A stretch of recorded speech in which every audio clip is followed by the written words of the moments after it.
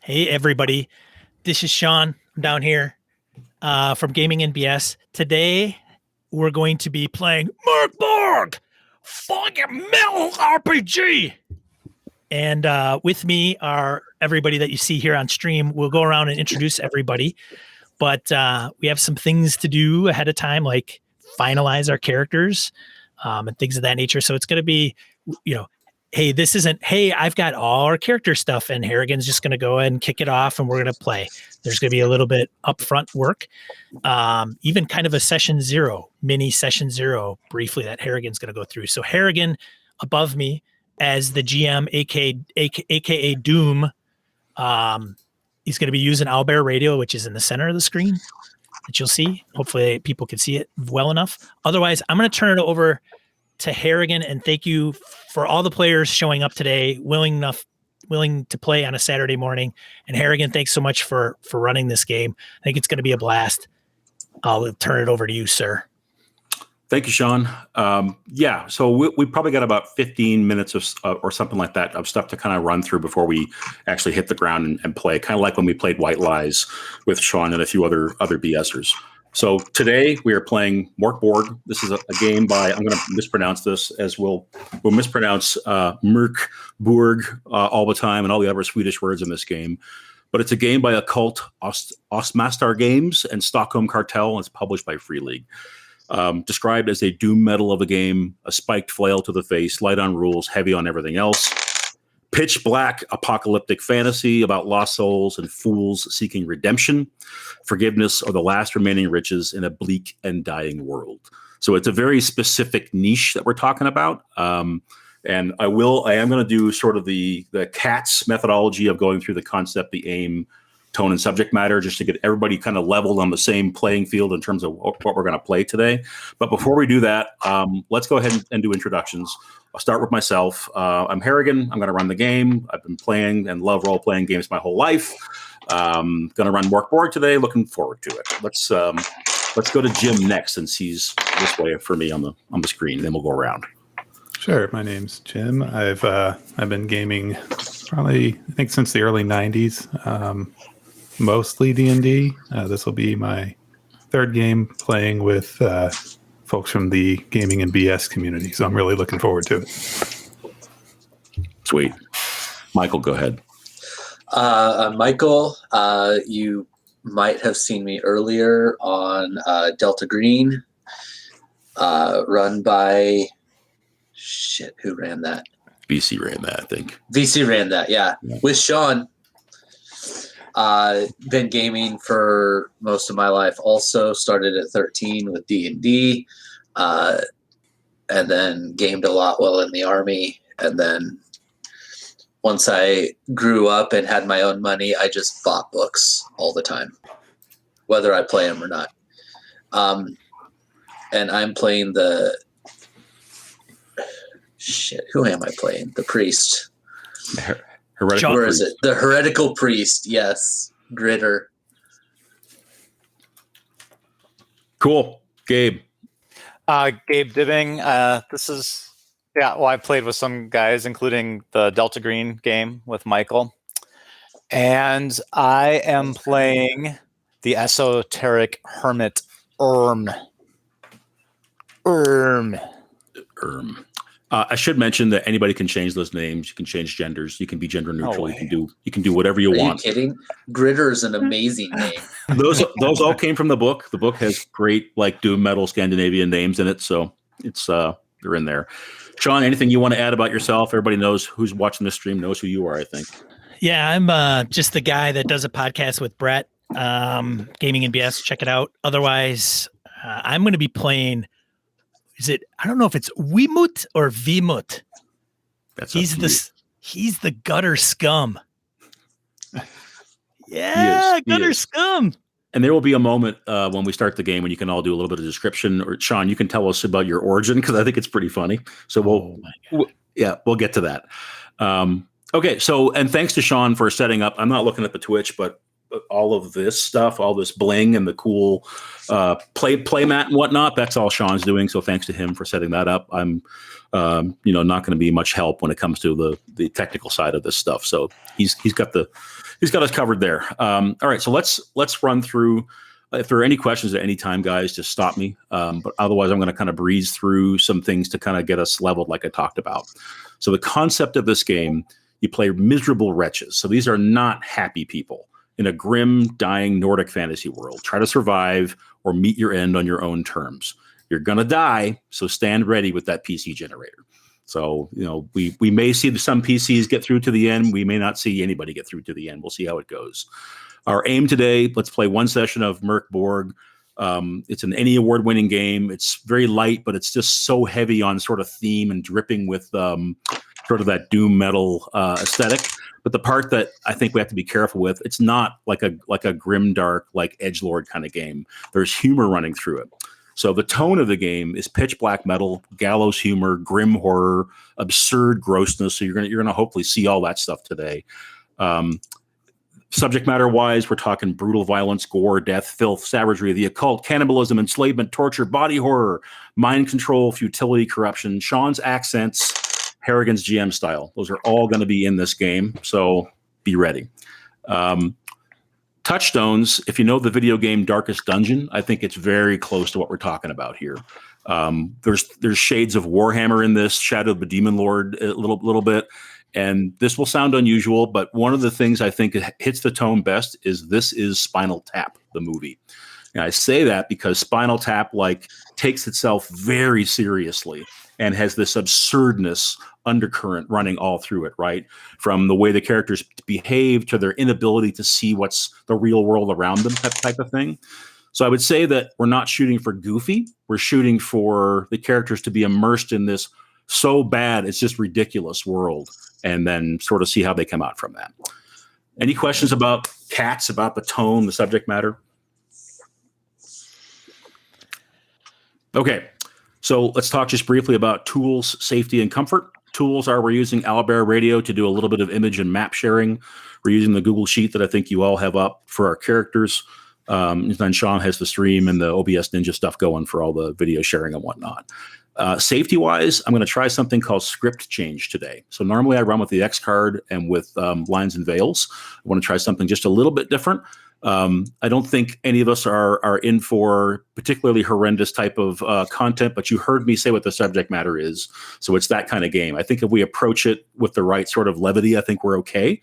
But what script change means is we can take any scene that we're in and we can rewind it. If we don't like where we're headed, we can decide to go back a little bit and reroute. We can pause it, which means let's stop for a minute and either talk about this or just take a breath, step back from the table, whatever we need to do, or we can fast forward it, which is more or less, hey, let's just skip ahead. This thing can happen, but let's just jump past it so we don't have to get into the gory description of what's going on. And I will get into gory descriptions today. So let's just, these tools are on the table for you guys to use. So rewind, pause, fast forward. We'll probably end up taking a break or two over the 3 or 4 hour period that we play here. And if all else fails, you can always just use the X card, which is, hey, I'm not okay with this content. Let's do something different. And I'm happy to reroute around that. Okay, I was going to go over the rules, but we did that before the stream came on. Any other questions before we start to look at sort of the setting and dropping our characters in? Sounds like no. I think right. I think that's a no. Okay, so if you look at the Owlbear Radio map, this is the map of the land in MÖRK BORG, and I only put this up here so we can sort of place where you guys are. You see Kyrgyz, which is this land in the upper northwest. This is where you're going to start. The very short version of the lore for this game is that Verhu, the two-headed basilisk, has foretold the world's end. None doubt him, as each of his prophecies has come true. And Thelia, the Blood Countess, reigns in her alabaster castle in Kyrgyz, the city of black glass. She hungers for color, for warmth, for emotion. There is a theater company that she has commanded that you 4 characters bring her. They're called the Reveling Ravens. And to ensure that you do, she has cursed you. So we're going to get into all that. But what this really boils down to is there's a vampire countess who lives in Kyrgyz who has drained her entire countryside of life as the world barrels towards its end. And we're going to roll for our different dooms here very shortly. But the four of you are in her employ, and you are out in the countryside south of Kyrgyz towards the Valley of the Unfortunate Undead, and you are looking for this theater troupe that she believes will bring her joy, warmth, and comfort in her last days in the land. Any questions about that? I can't see the map. Can you guys see the map, or is there a map? I was wondering if there's something I need to click. There's something on there on Owlbear Harrigan. Let me see if I need to share it somehow. Because I don't see anything. It's kind of blank. Interesting. I have it up. Is it a viewable thing? Should be. Tell me if you can see the image I share right now.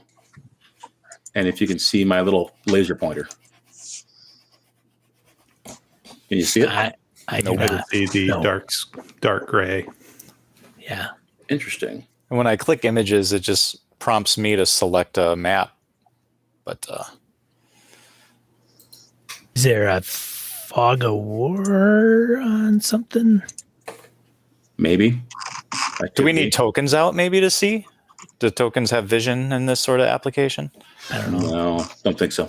I think the fog of war might be it, though. Let me do one thing here. It doesn't even show an outline, Harrigan. Yeah, I think I know what it is. Oh, no, maybe not. All right. Well, we're not gonna spend too much time doing that. What I can do is share. Sean, is there any way for me to share my screen? You can share as part of OBS, and then you include it in the Twitch stream. I'm going to do that. Yeah, you can. Yes. Okay, let's do that. Sorry for the interruption here. What you could do is I could send you another link. Actually, just do what you're going to do, and I'll accommodate. Actually, yeah. See if this works.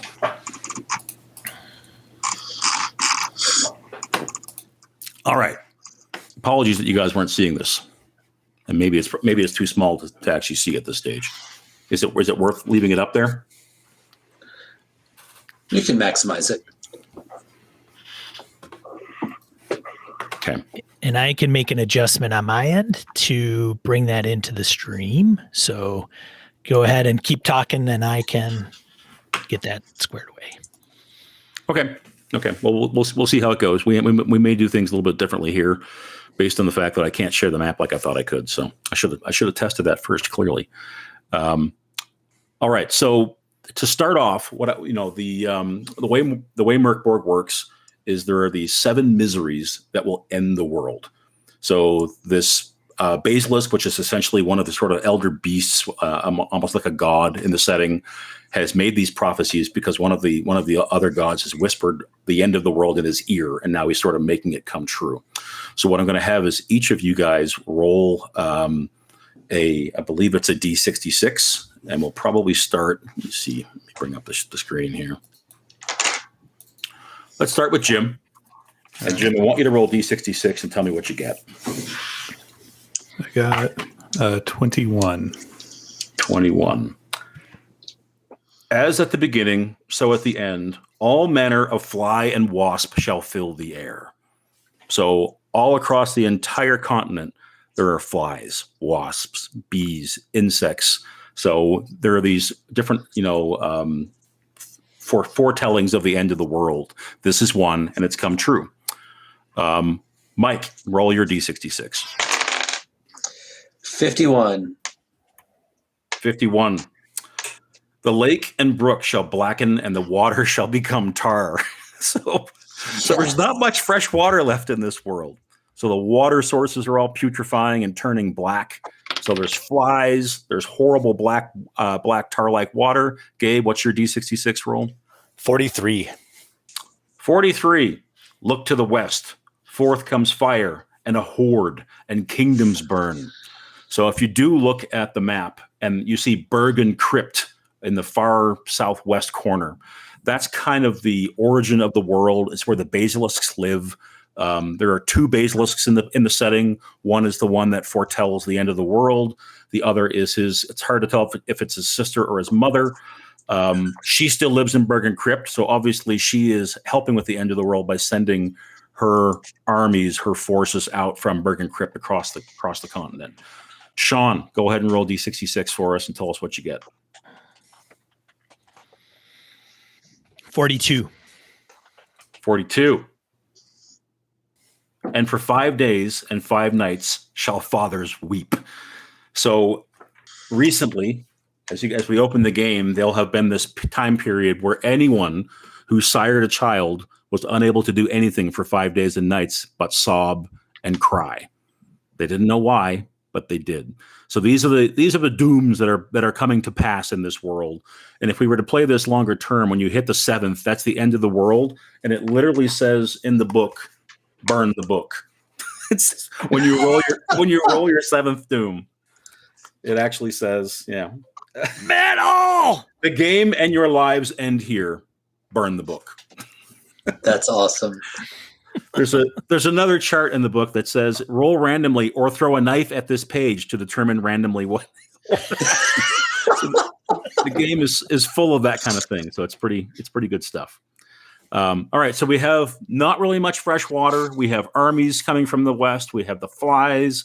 We have fathers' great sorrow from what they have wrought on the world.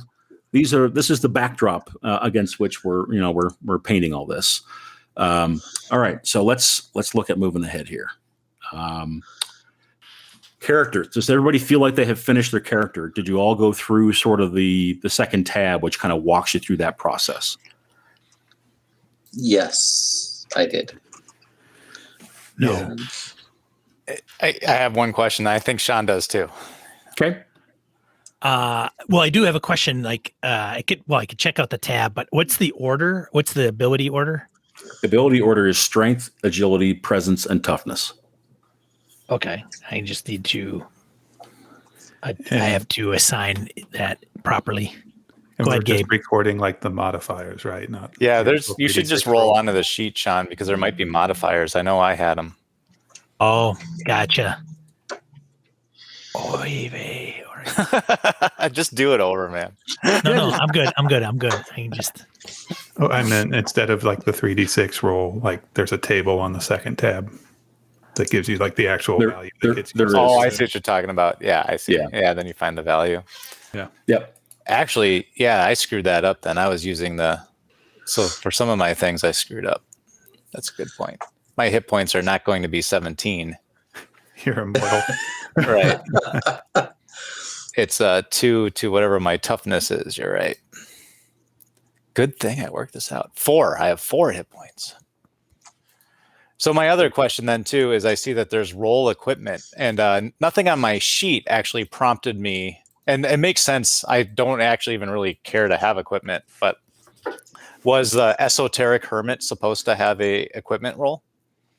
So every character rolls. If you look at that second tab on the sheet, every character step 3 rolls a d6, a d12, and then another d12. There are 3 little tables. Oh, you roll each of those. Okay. Yep, that MORK board gives you. One is basically what are you carrying, like a backpack, or do you have a mule? Do you have a cart? And there's a couple that are more about sort of adventuring supplies type stuff. And I have to roll 2 terrible traits, equipment still then. And I have one more question, which was my character sheet shows that I have 1d10 So I rolled 1d10 for a random scroll, but I don't see a scroll table. Aha. So tell me what that number is. It is 2. And where did it say to do that on your front sheet here? Did I write that down? Under equipment, it said random scroll 1d10, and I just changed it. It's now a 2. Yeah. Tell you what, then I will let you choose. Would you like there's 2 different types of magic in this game. Give me a second to find the place where it is in the book here. I should have been ready with this. There's good magic and there's bad magic. And they are, hang on here. I think I'm good. I want good magic. Okay. Yeah. But it's still tempting. Yeah, there's unclean scrolls, which is the nasty stuff, and there are sacred scrolls. You want sacred, you roll a 2. You have a scroll that is called Grace for a Sinner. Grace for a Sinner. A creature of your choice gets plus D6 on 1 roll. So either damage or any kind of test. And again, this is not D&D or old school D&D where the scrolls disappear when you use them. You keep this scroll. You are limited number of times you can use it by rolling a D4 every day and adding your presence. So that's the number of times you can use any magic power in this game. So for you, Gabe, I think you are... Well, yeah, my presence is pretty good. I have to look it up. So 13 would bring +1. Yep. So just transfer those numbers over. I'm gonna, yep. Okay. And that changes also down below then, that changes my power uses a day to not 15, but 3. So I rolled 2 for that. That is correct. I'm on it now. Thanks. Right on. There's a little bit of fiddle with this game. And for those who like well-structured games that lay out exactly how everything works, this is not the game for you. They use 40 different fonts in the game. Some of the typeset is sideways. There's words that run around all edges of the page. The spine glows in the dark on your bookshelf at night. Oh, does it really? It's a ridiculous book. So what happened?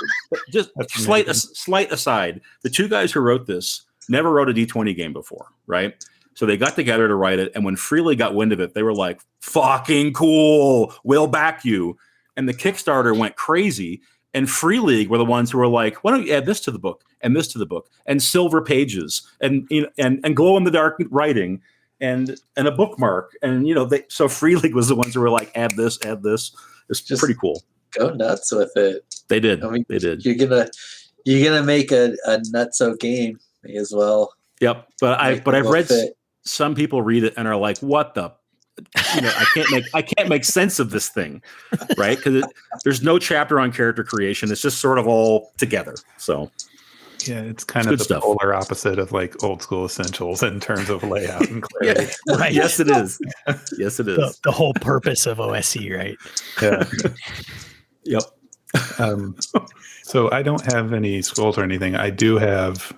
I don't think I introduced my character before. I'm Jotna the Occult Herbmaster. So I can create 2 random potions per day, essentially. When I want to do that, do I just roll and ask you what those potions are? I don't have the table for it. Yeah, it looks like I've forgotten to include those on the sheet here, but yes. I mean, I'm happy to be surprised, but I'll just bookmark that. Because you on your actual character sheet you're the Esoteric Hermit, is that right? Occult Herbmaster. You're the Occult Herbmaster. Yeah. The Herbmaster, right on the character sheet, has those different potions, which are pretty funny. If you want to roll those now, we can. Yeah. See what I'm starting with. Sure. Yep. Let's see. That's D8 twice. So the first one I rolled an 8. Okay. Occult Herbmaster, like the last one here. And the second one is 3. Okay. For 8. You have black poison. So one of your potions is a poison. If someone were to take this or be injected with it, they have to pass toughness DR 14, or they lose D6 hit points, and they're blinded for 1 hour. Ouch. Yep. So it causes blindness and can kill you. And sorry, Jim, your second roll was a what? A 2? Sorry, for the black poison, that's difficulty rating 14. Toughness. Yep. Make a toughness DR 14 roll or lose D6 hit points and go blind for an hour. All right. I see a slight smile on Jim's face. Yeah, and the second one was 3. A 3. You have Southern Frog Stew. Vomit for D4 hours. Pass a D14 test, or you can do nothing else. So it basically makes you very sick. D14 test and vomit for D4 hours.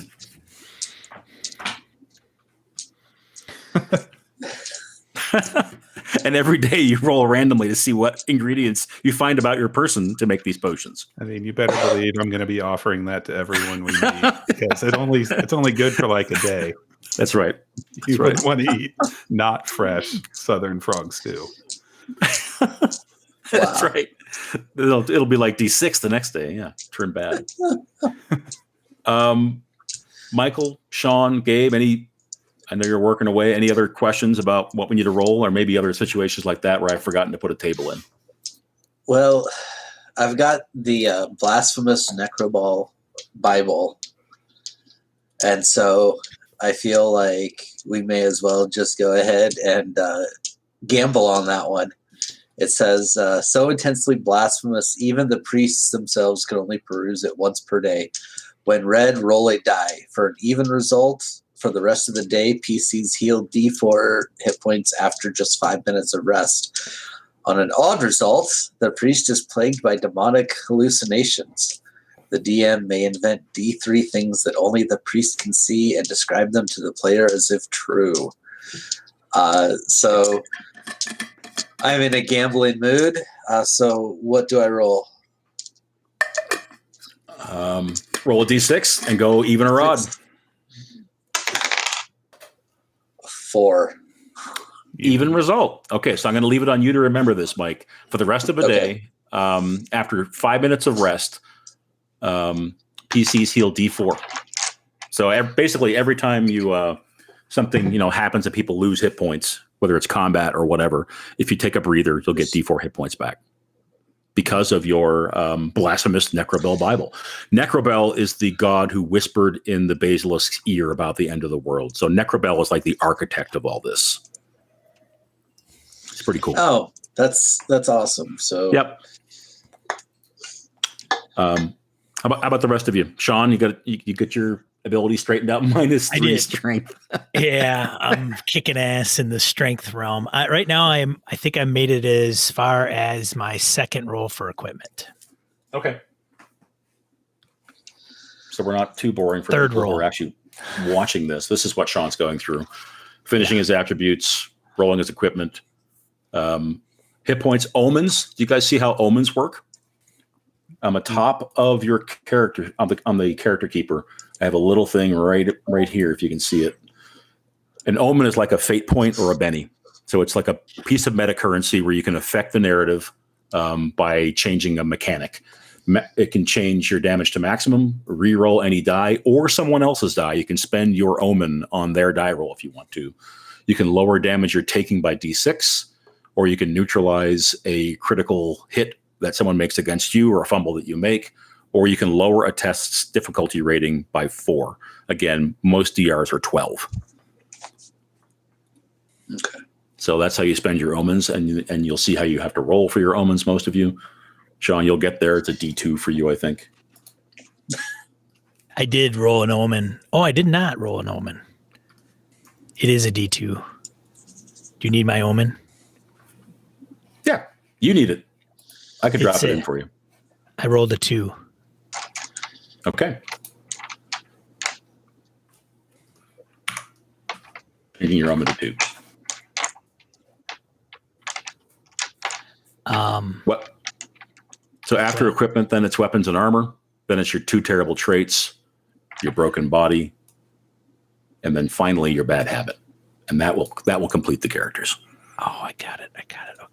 It's funny because I made some of these rolls and I didn't know. Like it says D6 on my sheet, so I just rolled and I have the result, but I didn't know what the result was. As long as you have the result, you're good. You can translate it into what you need. I am armed with a femur. Yes. Yeah, That was femur. Wemut, with his -3 strength, has a bone for a weapon. And my teeth. Yep.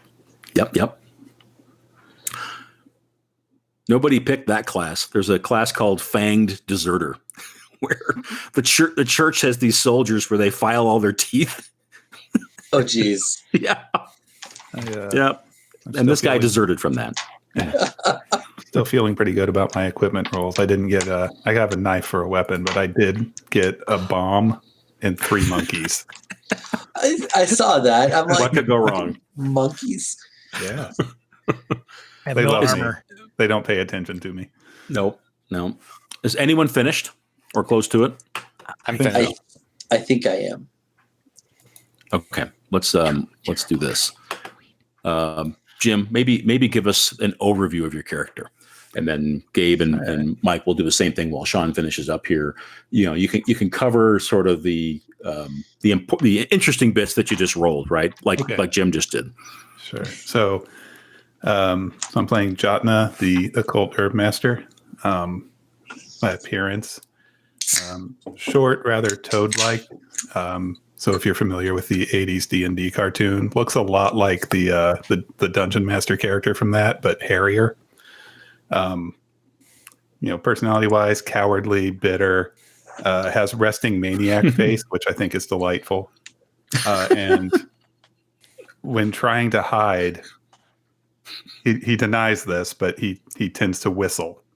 So anytime he's hiding, I have to roll a d20, and on certain results, he's whistling. I carry around a portable laboratory and use it to make potions. We rolled for that earlier. I may have come from the Shadow King's manse, thick with memories of mushrooms and smoke, and I think that's very appropriate for an herb master. Who has resting maniac face? Right. Not a lot in terms of equipment. Like I said, I have a bomb, 3 monkeys that do not do my bidding, a medicine box. And the reason I'm no longer at the Shadow King's manse is the Shadow King's Chamberlain's nephew by marriage got into my cabinet and accidentally ingested some red poison. Now, luckily, everyone hated this kid, so I was only banished and not executed. Nice, cool. And you've seen Jim. What he discovered there at the bottom of the character sheet is probably odd. You probably have to scroll to get to it. I have a single question about each of these classes that you can answer if you just want to give them some color. Jim, do you want to, or not Jim? Mike, do you want to go ahead and go next since Jim's already outlined? Absolutely. Jotna? Grittr, the heretical priest. Grittr is cruel and vindictive. He likes to make necklaces from the teeth of the dead, and he's going blind from cataracts. His appearance, I imagine him more as he's thin and ragged, kind of hunched back, ragged robes. Kind of like how, if you remember the Disney cartoon Aladdin, how Jafar first appears to Aladdin in the dungeons, the kind of beat up, old, scraggly. He kind of looks like that. I am from Galgenbeck, near the Cathedral of the Two-Headed Basilisks. We went over earlier. I carry my Bible around with me everywhere. Sometimes it helps, sometimes not so much. I also carry poison with me, but just in case, I do carry health potions also. And the question was, who among you has Necrobell asked that you sacrifice? I rolled a d4 and I got myself. Nice. Perfect. So keep that in mind. I have to sacrifice myself to bring about the end of the world. Cool. Very cool. All right, Gabe, you want to tell us a little bit about your character? Sure. Urm, the esoteric hermit. I wear a hair shirt naturally, and I have massive dreadlocks and beard, and tend to eat snacks out of the vermin that live in all of that stuff. Yeah, in your beard. When you say naturally for the hair shirt, we all have sins we must atone for, my brother. Okay. Don't we? So. Partly because, I must atone for being the single child survivor of an incident in the Valley of the Unfortunate Dead. And I won't go over my special things, but the question was asked is, what truth did you speak to the blood countess that resulted in her welcoming or banishing you? And I told her that since gods desire blood, she must herself be a goddess, or she may also be a vamp or a demoness. They also desire blood. And did she welcome you for that or banish you? Yeah, that's a good question. I suppose she banished me. Yeah, considering that was, where we're going to start. That was my aim, because I wanted to be a hermit anyway. I don't need to counsel lords and ladies. You called her out for what she was. See, if you'd have left it at "you're a goddess," you'd have been fine. That's right. I couldn't. right. I couldn't resist. And Sean, how are you doing? Almost there? I think I'm good. I think. Okay. All right. You ready? Yeah. Yeah. So I'm you go ahead. Yeah, go ahead. What? No, it's over to you. Describe your character. I am playing Wemut. He is a gutter-born scum. That's his class. I'm vindictive and arrogant, and recently slashed and stinking eye. I have a recently slashed and stinking eye covered by a patch. I don't think I have one present, but regardless, that's my character. He at class features that incorporate Wemut. My bad birth. My mother hanged from a tree outside Galgenbeck, and I fell from the corpse. All right, yeah, no. I am so unpleasant that even death would rather avoid me if it can. There's a mechanic behind that. I don't know if I should divulge it or not, Harrigan, but I read it. Just remember it. Okay. I am armed. I am very weak and fragile. Very, very weak and fragile. But I carry a femur to keep me upright and to batter my enemies with. And then let's see.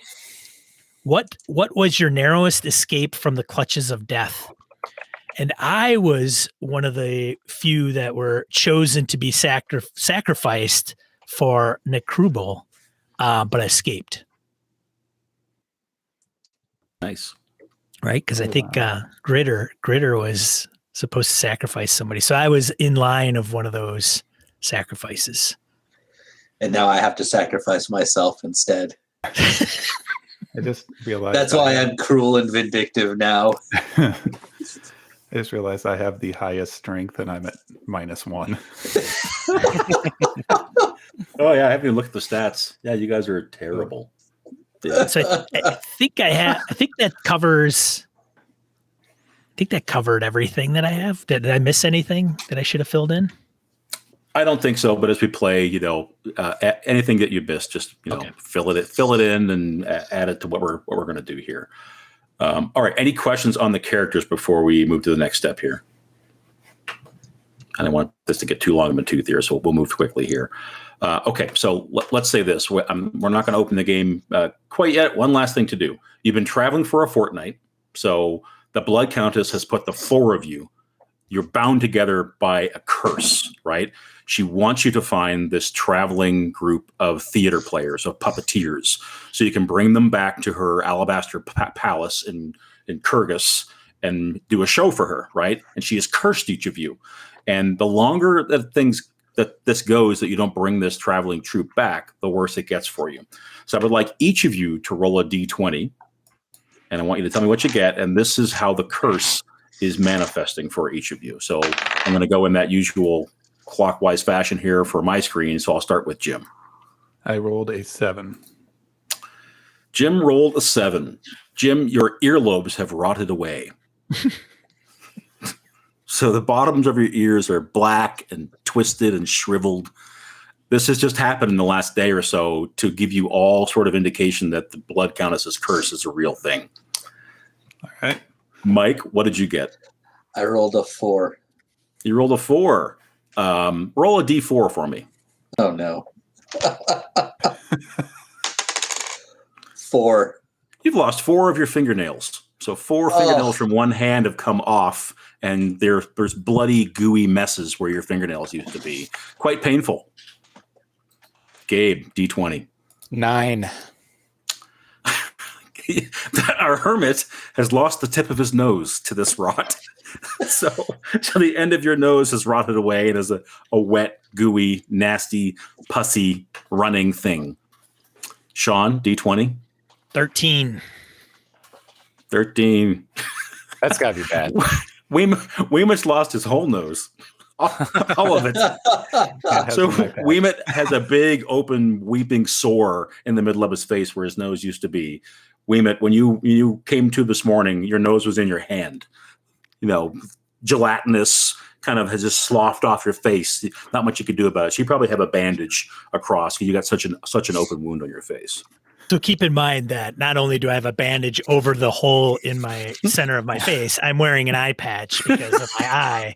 And now my voice is probably a little less nasally. Yes. Lots of airflow. Right. It's an improvement, says Urm.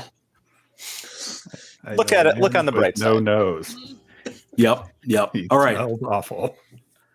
Anything you guys want to do before we officially get started here? All right. So the four of you are traveling together. You're on this sort of desolate plain. Picture the apocalypse has come. The flies are thick in the air. You're having to swat them away from your open nose holes. The esoteric hermit actually sees ways to use them, as Gabe has just demonstrated. The streams you're crossing are frothing with this sort of tar-like, awful fluid that's black and sticky. You've heard words that there's these armies that have risen in the west and are marching forward, but all you know is that unless you can appease the blood countess, your bodies will deteriorate. You're going to rot to nothingness. And in some cases, that will mean, like for our priest, you don't get to perform the correct rites, and you're not going to satisfy what Necrobell wants, right? He doesn't want you to just wither away to nothing from this demon vampire who has, taken control of you. He wants you to do some specific things. So there are reasons why you want to accomplish what you're looking to do here. I feel like that would turn out very badly for me in the afterlife. Yes, exactly. So you have gotten word of where the Reveling Ravens, which is this traveling theater group. They kind of go from town to town, from place to place. A group of theater players. The old abandoned inn by Old Groxby, Groxby, Groxby, is where you've heard that they're playing. So you're hot on the trail of this theater group, and you've just crested a rise. I'd like someone to roll the weather for me. Roll a D12. Let's have Mike do that. 5. Even though it's daytime, it's black as night today. So the sun has decided to not rise today. You guys should see the table for weather. It's pretty funny. Lifeless gray, hammering rain, piercing wind, deafening storm, black as night, dead quiet. Nothing good. The sun never shines. So the sun has sort of not quite crested the horizon. If you've been way up in the Arctic Circle and whatnot, you'll know what this looks like, where there's a little bit of light on the horizon, but that's about it. Then it goes back down again. So it's dark. But you can see well ahead, maybe a half mile ahead, the structure that you believe is the inn by Old Groxby, which is where you've heard the theater players were headed. You think you're only a day behind them or so. So the chances of them still being there are very good. Necrobell blesses us with blackness. What do you do? The road leads ahead to the inn. Just a quick question. There was some alliteration in the name of the Reveling. Was it Reveling what? The Reveling Ravens. Ravens. I didn't know. Yep. Ravens or Raveners. All right. Got it. Reveling Ravens is the theater troupe that you're supposed to capture, basically, or pay and convince to come back. Well, my erstwhile companions, I say we follow this road. There's a road. We follow it. Perhaps we can catch these ravens in Groxby or Roxby up ahead. There'll be a night at the Groxby. Bad. You first. Send the dead one first. I point to the gutter scum. Well, we should move forward. We should move forward. So it's this sort of perpetual twilight, Jim. What are Jotna's monkeys doing right now as the four of you are conferring? probably picking things out of my hair. They're grooming you as you walk. I can't stop them. Yep. So ahead down this road is this structure. Looks like, I wouldn't say it's well maintained, but it's standing, right? It hasn't fallen down, which is a good thing in this world.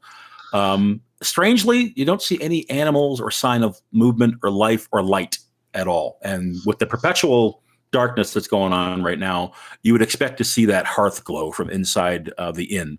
But instead, it's more of a black silhouette on the slightly less dark horizon. You approach? I do. Yeah. I'll Okay. be behind all of them. Okay. Are you trying to keep quiet? No. No. Am I? Yeah, you specifically. Yes. Roll a d20. See if you're whistling. Oh, I see. I rolled a 14, so I am successfully. You're not keeping whistling. quiet. Okay, Yeah. so you're not particularly approaching it in a stealthy fashion, but the mad whistler, Jotna, keeps the whistling down. I can't speak for the monkeys, how vocal they are. Yep. How many Okay. monkeys do you have? 3. Now. Do you always travel with those things? Despite my best efforts. Okay. Can't you send them off? I can try. All right. Where do you send them? Does the inn look all like? We see it's just completely dark and so we assume then that like it's all like the windows are shut, the doors are shut, it's all shut up. So as you get within about 100 feet, you see that, in fact, the windows are wide open. Some of it broken. The door is kicked in, and there's some stables and some sort of typical fence work out back. The fence gates are broken and down. So it looks like either something's come through here and happened, or there's been some sort of scuffle. Something's gone on, but there are indeed no lights in the inn, and it looks like it's been broken into. Friends, rebels look like they got a little out of control. Perhaps there's someone inside that we can question and get back on the trail. I will try the front door if I see one. Yep. You walk up. It's one of those places that has a big wooden veranda that you have to kind of cross before you get to the door. So your boots make that big thumping hollow sound, thump, thump, thump, as you walk up. The door is wide open, kicked open or smashed open, pitch black inside. The other three of you do notice that while there are no animals nearby, there is a large and ornate wagon parked relatively close to the front of the building. Probably the vehicle that the reveling ravens have been traveling in. Oh, nice. Gabe, nothing answers from inside. No I sound. have to be right back. I'm going to go to the bathroom around the corner.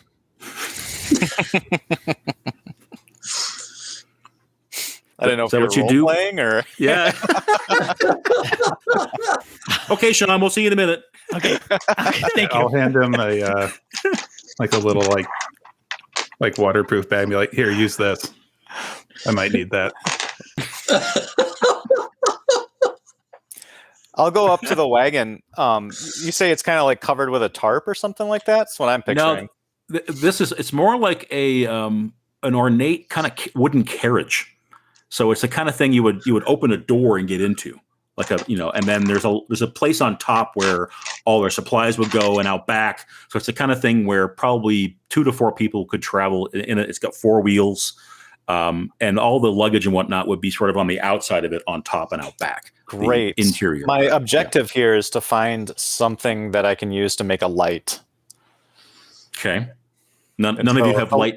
Since making all the material? luggage is on top, then I'll ideally climb up on top or just look from where I stand and see if I can descry something that would be suitable. Okay. Let's have you roll. Let's go for presence against DR12. Well, that's pretty great for me, actually. So that means So I want to roll high or low. You want to roll high. This game is roll over. When I give you a Okay, DR, you're trying to hit it or roll higher. So I got +1 to that. Oh, that's right. You said it's a D20 plus your stuff. Yep. Got it. Presence is kind of a combination of charisma, how tuned in you are, a little bit of wits. 17, yo. Look at that. There's an oil lamp up there, Gabe. Sweet. If There's it's, a lot not, of. if it's not within reach, I will climb up and try to untangle it from its rope. It does require kind of putting your foot on like a foothold, and you get up to the top of the wagon. There's actually a pack of stuff up here. There's like different sort of sacks and bags that have all been sort of battened down.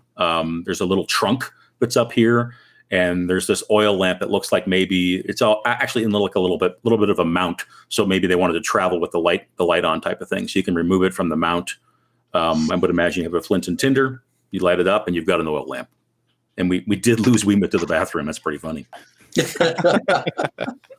I am going to go inside because there's either living people in here or dead people in here. Do you need a light? Oh, no. I don't in there even in the think about it. darkness? I just walk in the dark. All right. While I'm getting the light, I assume. Yeah, while you're getting the light. Okay, Jotna, you enter across the threshold into the darkened inn while Grittr. I'm sorry, Grittr crosses into the threshold while Urm is climbing up. It's very quiet in this place, and there's no real sign. There's no bodies or anything like that. There's no you mentioned kind of detecting whether there are people in there type of thing, but there are the place is trashed. There are overturned tables. There's broken furniture. There's a banister to the second floor for the stairs is smashed. It looks like a battle of some kind or something terrible has happened in here. And in fact, when you look down at the floor and kind of stop and stoop and look, there's blood on the floor as well. I taste the blood. It's tacky. It's tacky. Yep. And taste. Get that iron tang. I assume it's human. Go ahead and roll presence. See if you can tell if it's human. No. 6. Didn't beat a 12. You're not sure if it's human or not. I'm gonna. Somebody died in here. You guys hear that from inside? Yeah, Urm will, if he's got his oil lamp lit, he'll come in and stand beside Grittr, surveying the wreckage. Is there Jotna, are you going in as well, or are you staying outside? I don't want to stay out here by myself, so I will reluctantly follow them in. Okay. You go in. One of your monkeys jumps off your shoulder and scampers behind the bar. Does the light reveal any bodies or any more details beyond what you just described? Not particularly. You have a better view of things where you would you see there is splintered wood. There's broken furniture. There's broken like glasses and mugs and that sort of thing. And by with the light, you can better see now that the windows appear to have been smashed in. So a lot of the glass is on the inside. Something from the outside came in. The way the door is broken as well, smashed to the side, suggests that something came from the outside. Spatterings of blood, a little bit of blood spray, some puddles of blood in various places, but no people, no bodies. Urm says, I suggest we search the entire premises. Hopefully we can find the bodies of the dead ravens. The blood countess did not say they needed to be alive when we returned them. Being an optimist. Was there any food that's on the floor? Was anybody eating when this attack happened? Yes. So I should have mentioned that. There's actually spilled wine, and there's bread, there's spilled gruel and soup. You can imagine what food is like in MÖRK BORG. Probably not super tasty. I find whatever remains of a bowl there is, and then just scoop some stuff up so I don't have to use rations today. Got it. If you're hungry, I have some stew. I know better. You got me last time with that. If there's an obvious next room to check out, the nearest one, I will do that, but making sure to take a peek behind the bar as I head in that direction. Yep. So with the oil lamp, sorry we carried on without you, Sean. Sorry about that. It's verisimilitude, man. He's in the bathroom. He's in the loo. That's right. Wemut, you okay? I'm okay. I'm okay. It's good. Everything's fine. What do you guys find out? That was really long. I never peed like that in all my life. Shouldn't drink that tar water. Oh, it goes right through you, let me tell you. Wemut joins the three of you. Urm was just sort of doing a, what else is on the ground floor type of thing. I'll give you the quick once over. Between the kitchen, behind the bar, you're finding similar sort of situations. There appears to be nobody on this ground floor. You've checked, go through all the rooms. There is certainly all of the typical supplies you'd want to get from a place like this, from this sort of roadside inn, are present. So the kitchen was stocked. There's some salt and some food and some spices and bread and that sort of stuff. But the ground floor offers no more to the mystery of what happened here. It's funny. I don't see a lot of that because my eyes just like impairing my vision. I'll follow. Sorry, what is Urm? I'll follow Urm over to the bar and see what my monkey's getting up to. Your monkey's got something in his hands, and you can't quite tell what it is. Something white, and he's kind of turning it over. He's kind of playing with it a little bit, and when he sees you look at him, he goes, "As in mine." Marv, give me that. Give me a presence check. Your monkey's name is Marv. That one is.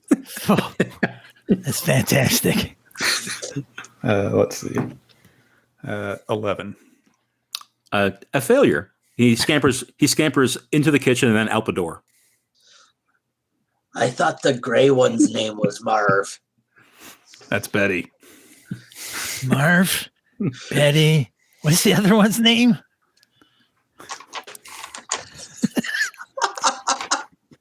Poopsie. Ah, Write those down, Jim.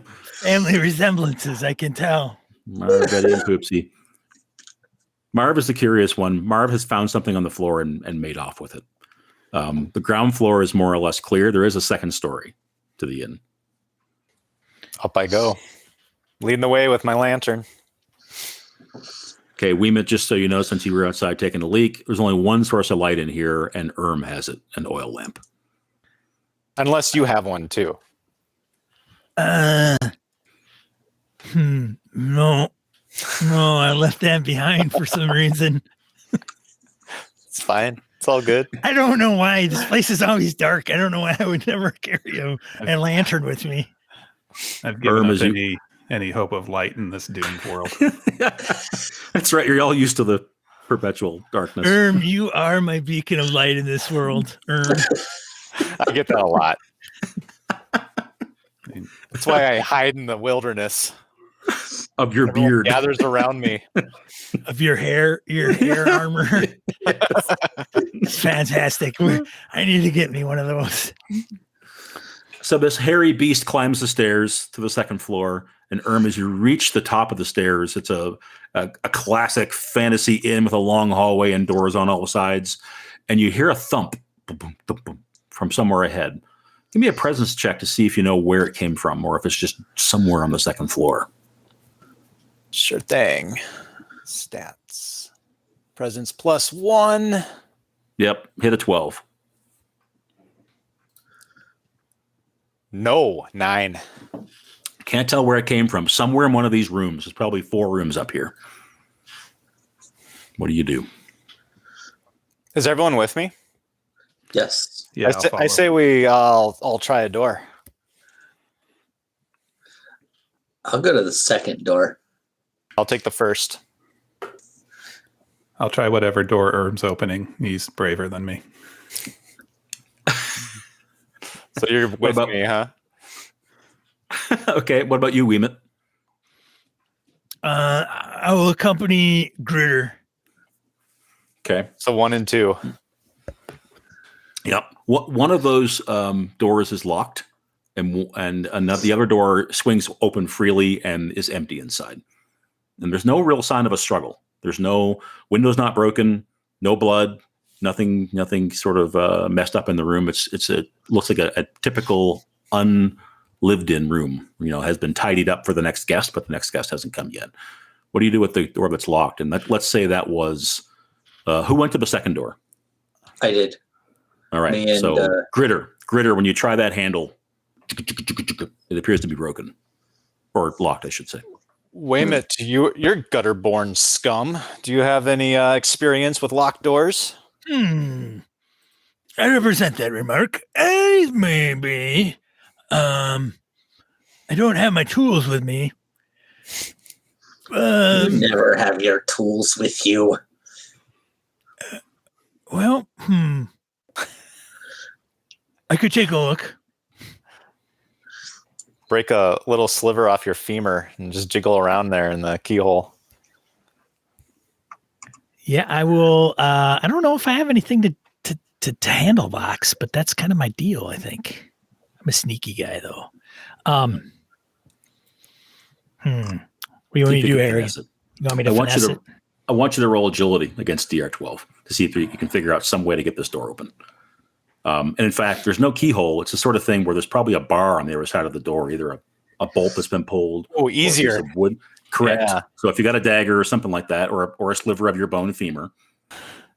But let's have him roll his agility. I rolled a 3, and I get a -2 on my die roll or DRs, but still not close. So yeah. So I got it right here.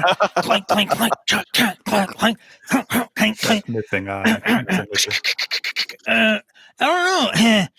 Let me get me this thing out of my pocket. Snaps in half. From inside the room. I almost had it. Go ahead, Grittr. No, now that we hear I'm assuming we're going to hear something, so I want to know what it is. Okay. You from inside the room, you hear, "Go away! Leave me alone! Go away!" Are you with the traveling troupe? For you? Yeah, we have food for you. So we say that at the same time. We have food for you, and are you with the traveling troupe? No, leave me be. I won't come out. You can't take me. Are there any good priests in this world? No, hell no. No. So the priests that you have broken from they all follow the basilisk, right? So they are like marching towards the end of the world, trying to figure out how to stop it. So they're trying to figure out how to appease their god and what offerings to give. There are a bunch of suicide cults, and they know that their god does not like suicide. So one of the things that the heretics have been doing is offing themselves, right? And that's kind of at odds with what the church wants. Oh, all right, Harrigan. Yeah. I have the class feature Speaker of Truths. Yep. Twice per day, I use my wisdom, knowledge, advice, and inner calm to bring clarity to a creature of my choice. Yes. I think it's kind of supposed to go mostly with my fellows because it says the DR of the next test they undertake is lowered by 4. But I would like to use this to speak truth to whoever's on the other side of the door, explaining that we are not with the party that has wreaked such devastation here. We only seek the ravens, the reveling ravens. You can stay there behind the door, but please just tell us where they are. Let's do this, Urm. Let's have you make a presence check, but I'm going to lower the DR by that 4. So you have to beat an 8 to get him to calm down. What a good referee.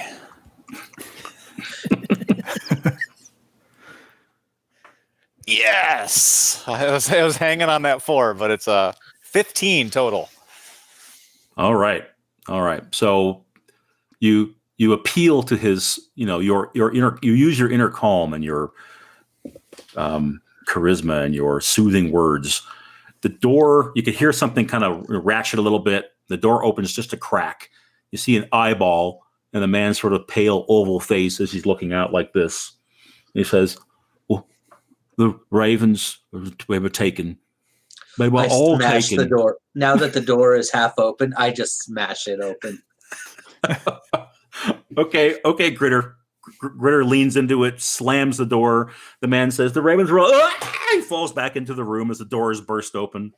He looks like your classic, helper who may work around the inn, sort of the stable boy, kitchen boy type. So he's probably 30 years old. He's rotund. He's got a wound on his face, a little bit of a gash, and he scrambles on all fours towards the bed. And the bed's maybe a foot off the floor, and he's a big rotund guy, but he's trying to get under the bed. No, leave me alone! No, leave me! He's trying to get back under. Thanks, Grittr. We're in the room. He was about to tell us where the ravens are. Eyes on the prize, my friend. Eyes on the prize. Sean, roll me a d6. Higher's better for me. 4? 4. Question mark? He gets most of the way under the bed. So he's got like one leg can't quite fit, but the bed's kind of rocking. He's going to get under there. Leave me alone. What are you doing under that bed? Do you think he'll fit all the way? He's against the wall, so he won't fit all the way. You're kind of sticking out there, buddy. What do you want from me? He wants information. And information. He squiggles around inside the bed, kind of tries to turn a little bit. So he's still sort of half poking out, but his head comes out from under a little bit. Says, "Well, I was going to talk to you. Why did you scare me?" So we're serious. What is it you want to know? Who took the ravens? Where did they go? These things came in the night last night. I don't even know what they were. They broke in from the outside. They're made of metal. Had these funnel-shaped heads. They weren't alive, but they were moving. I don't know what they were. They were terrible. They took everyone. The ravens, the barkeep, the barmaids, the stable boys, all of the other typical D&D characters in an inn. They took them all. The stable boy? Why would they move with the stable boy? They dragged them all off. They went to the east. He points out the window, and he's pointing to the west. They took them east. So I'm going to get really close to him with my resting maniac face and kind of like grab his chin and be like, "Oh, that's a nasty cut you've got there, friend." His face shrinks back as your maniac face gets closer. I might have something that could help with that. He reaches up and touches it. It's still bleeding. I do have a medicine box, so I'll offer to like help him out since he was so forthcoming after we. Really? You'll help me? Yeah, just you won't. You're not with those strange metal and clay and those things. Do we look like we're metal and clay? He comes out just a little bit, enough to kind of present his cheek to our Herbmaster. Yeah, so I'll take out a dose of whatever's in the medicine box. I assume it's a really foul-smelling like poultice, and just like smear it on his cheek. Hey, there you go. You've been holding out on me. How come you haven't offered to smear that on my face? There's no helping that. Oh, fucking asshole!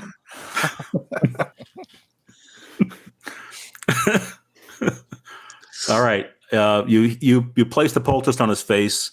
And he's like, "Oh, it actually it feels better. Thank you." Comes out from under the bed, sits on the bed. It's just like I don't know what more to tell you. We were just having in the theater players, the Ravens were playing. Everyone was enjoying it. They were doing a great show, and these things broke in the windows. They came through the door, and they dragged everyone away. Took them all. I don't know why. How come you didn't get away? I hid under the bed. Well, you're not a very good hider. I was good enough to not get taken. Yes. He was probably too heavy for them to carry. That might be it. Is there anything in the room interesting? Not particularly. It's got a bed. It's got a big basin you would wash in. It's got a piss bucket. Some pegs to hang your stuff on. I go to the piss bucket and I'm like, I pretend to smell. What's this? ingredients. Wash my Urm will head- hands in it. Urm will head back My down. hands the are really stairs. dirty. This works wonders. Look at this. Anybody got a towel? Urm will Wemut head washes back down up. the stairs, taking the light. Yep. Okay. So Urm leaves you all in the dark. There's a little bit of light coming in the window because we're in that kind of perpetual darkness where it's not quite pitch black outside. So your eyes adjust. You're not stumbling around, but your light source has just gone down the stairs. I'll follow. Before I leave, I kind of grab his face with my hand that's missing fingernails. So I'm gonna leave blood smears, and I grab his face and I open his mouth, forcefully open his mouth, and so I check out his teeth. No, nothing good in here. Do you want to die first? Leave me alone. Help! Help! There's nobody down there. And then I just kind of push him over, and I guess I'm going to follow our light source. I wipe my hands on his clothes. Like, I need a towel. Thank you very much. Appreciate it. Have a nice day. As the two of you leave, he shuts and bars the door behind you. Really wishing he hadn't let you in at all at this stage. It's our public relations department. That's right. That's right. So as the four of you get back downstairs, Jotna, you see, remind me of your curious monkey's name. The curious one that grabbed something behind the bar was Marv. Marv is in the middle of the room on a table, and Marv has this piece of white something that glints in the oil light. You can't quite tell what it is. It looks unusual. Marv, you little bastard, what do you got? Marv leaves it on the table, hops off, and comes back up onto your pack with his fellows. All right. Yeah, I'll go look at whatever he left on the I'll table. reveal it. It appears to be a piece of like ceramic plating of some kind, like clay that has a glaze on it, earthenware, stoneware, you can't tell, but it's some sort of, it's definitely unusual. It's not like a pot or a pan or anything like that. It almost looks like a piece of plate armor that is clay. So something that was formed to like a limb, that kind of thing. Armor of those creatures that the man was talking about. Possibly. What's your next step? I would say gentlemen, but you're not gentlemen, none of you. No. No. I would continue. I mean, I'm getting this business done, so I would continue outside and go east.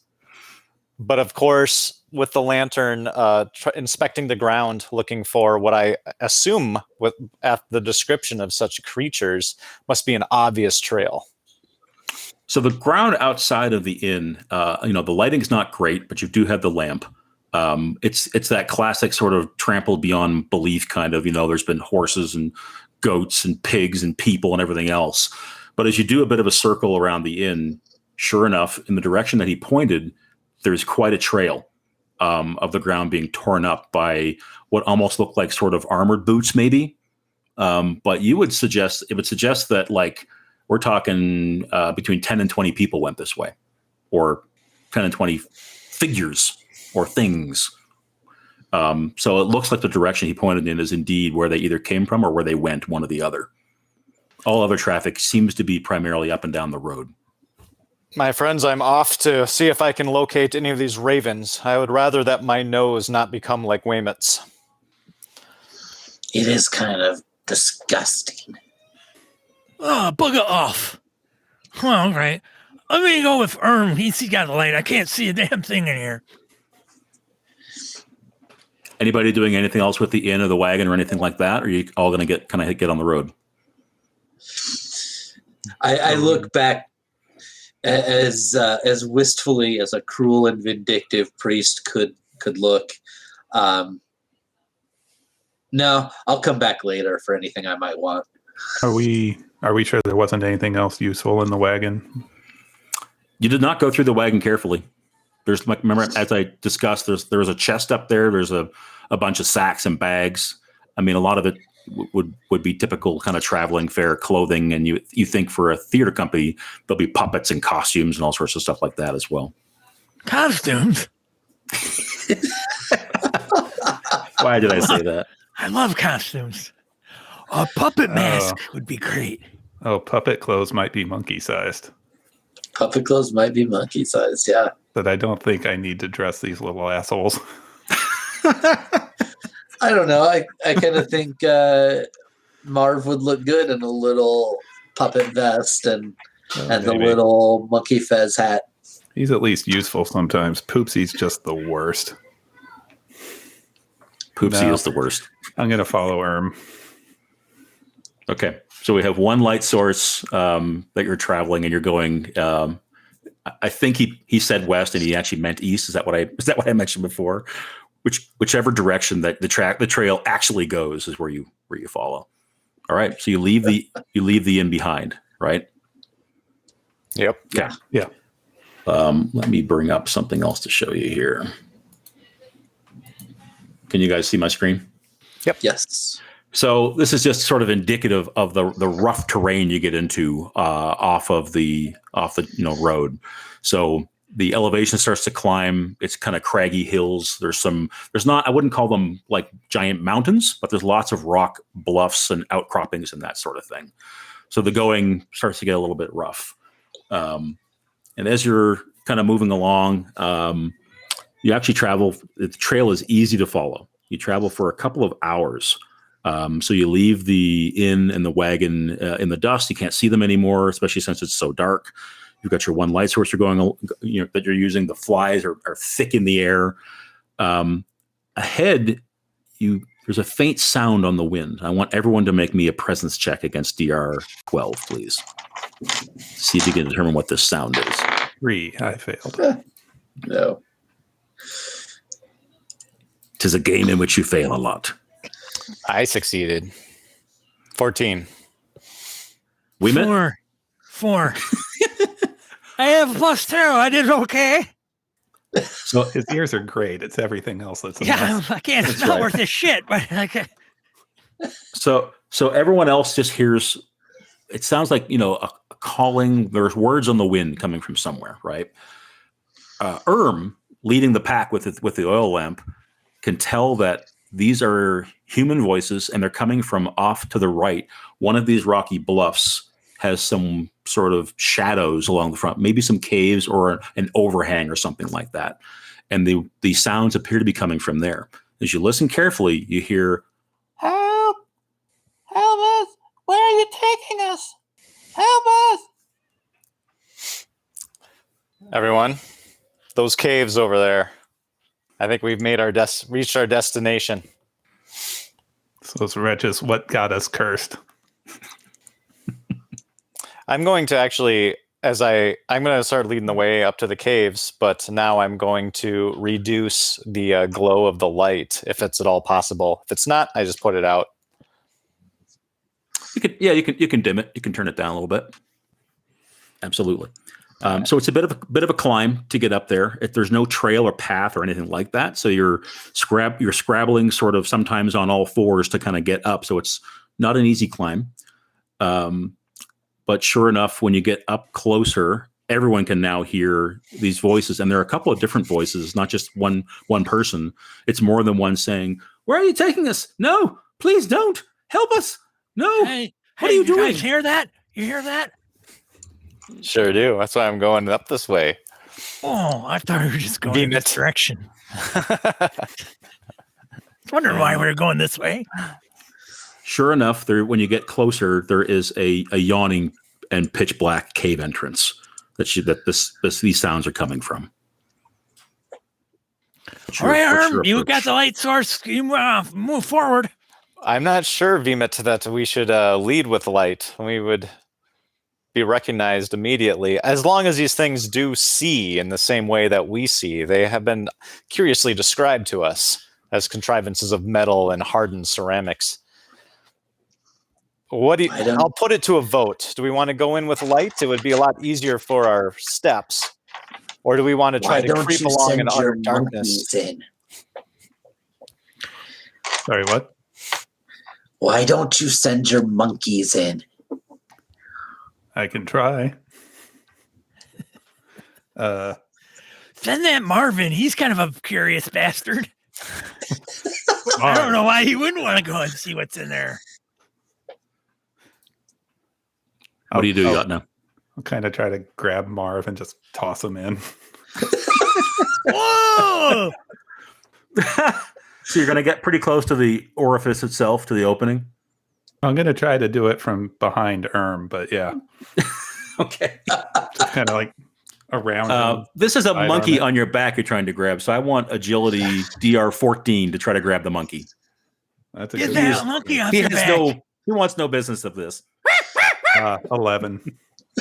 Nope. Mm-hmm. And seeing the black cave and being a smart monkey, he actually jumps off your back and scampers into the darkness. It's like, nope, fuck you. He's gone. Hey, Stupid monkey. Volunteers? where are they going? The monkeys do not appear to want to go in there. Smarter than They're they not seem. dumb. Yeah. No. So I put it to a vote. Do we go with light or in the darkness? I, for one, wouldn't mind creeping along in the dark. Perhaps there's a light source that we can follow rather than shining ourselves as a beacon as we come in. Although I know I am a beacon of light to you, Wemut. I get that a lot.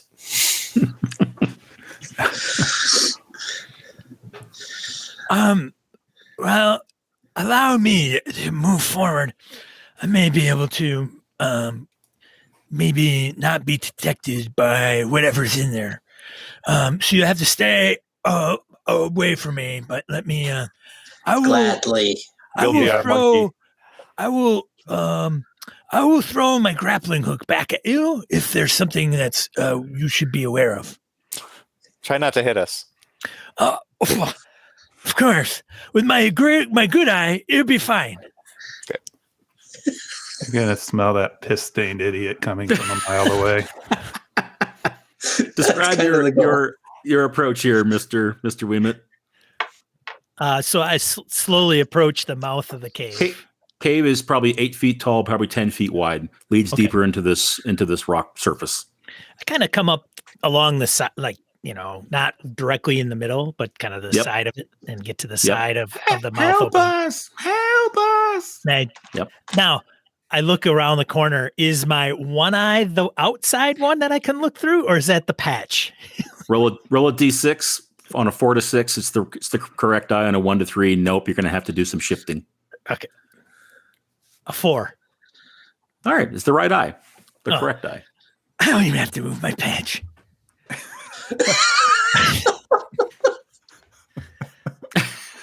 I look So you- down?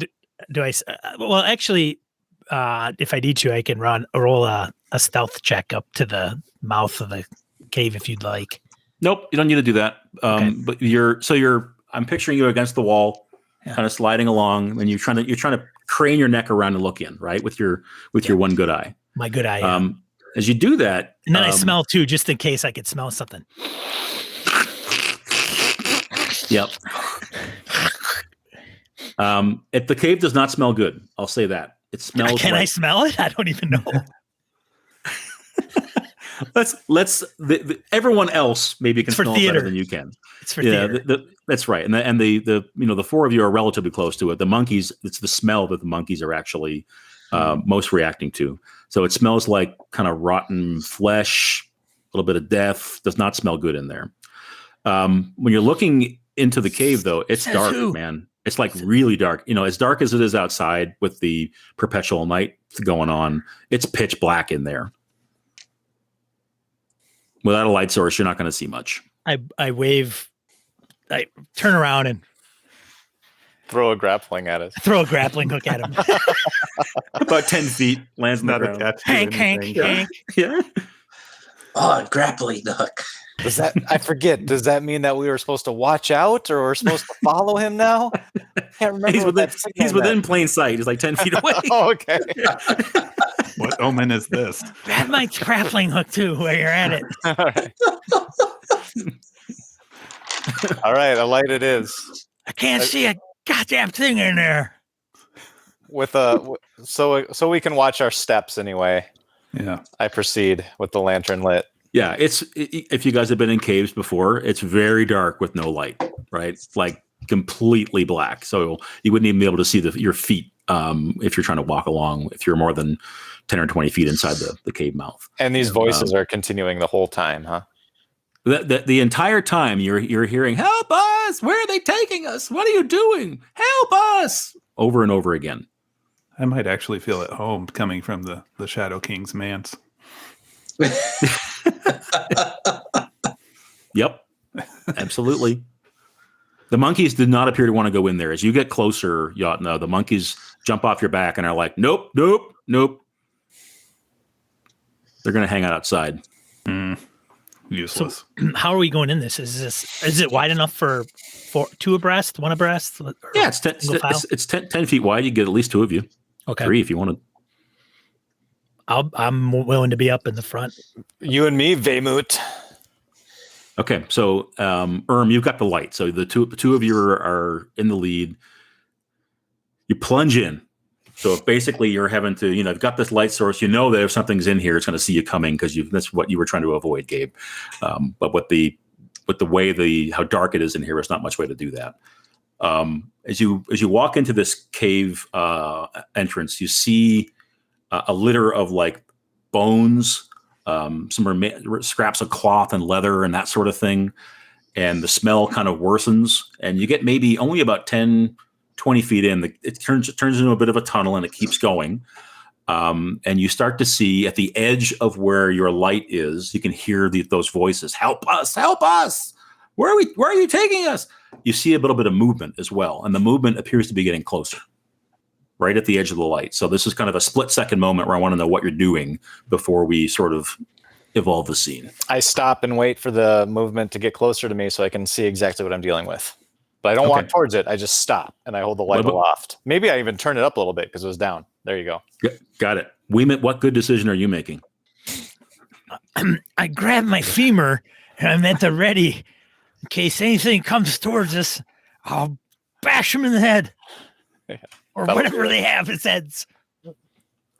All right. So out of a darkness come these things that are saying, "Help us! Help us! Where are you taking us?" But they aren't people. I'm definitely trying to be unseen at this point. The two of you are in the back. You see these 3 blood-soaked skeletons. So these things come tumbling out of the darkness at you with their bones kind of jiggling. There's bits of meat all over them. They're drenched in blood, so they look like they're fresh. They look like somehow there was a corpse and someone ripped the entire skeleton out of the corpse. So it still has veins and it still has meat hanging off of it. 2 of them have sleeves of their arms from when they were alive still on. These are horrible, nasty things. And all 3 of them are repeating these, "Help us! Where are you taking us?" as they come forward towards you with ill intent. Well, like one of you. Go ahead, Mike. We know why the monkeys didn't want to come in here. Yeah, so I'm trying to hide, which means I'm probably whistling. You can tell you what, you can do that before we're going to roll initiative here in a second, but you can go ahead and do your whistling roll. I rolled an 8, so I avoided whistling. Okay. So the 2 of you who are most obvious are Wemut and Urm in the front with the lights. So these 3 blood-soaked skeletons are coming your way, and I'd like one of you. Let's have maybe Urm do it, since you're Urm. You have the light. Roll a d6. On a 1 to 3, they go first. On a 4 to 6, you get to go first. They go first. Roll 2. Check our quick rules here to make sure I'm doing this right. Yep, enemies begin. All right, so what are you do have a little bit of time as they're coming at you. So it's not like they're going to be on top of you instantly. They're running towards you. 2 of them are heading for all 3 of them are heading for both of you. You can't tell who's going to go to who, I should say. But what are your kind of instincts here? Are you falling back? What are you doing? No, my first instinct is to chuck my lantern at one.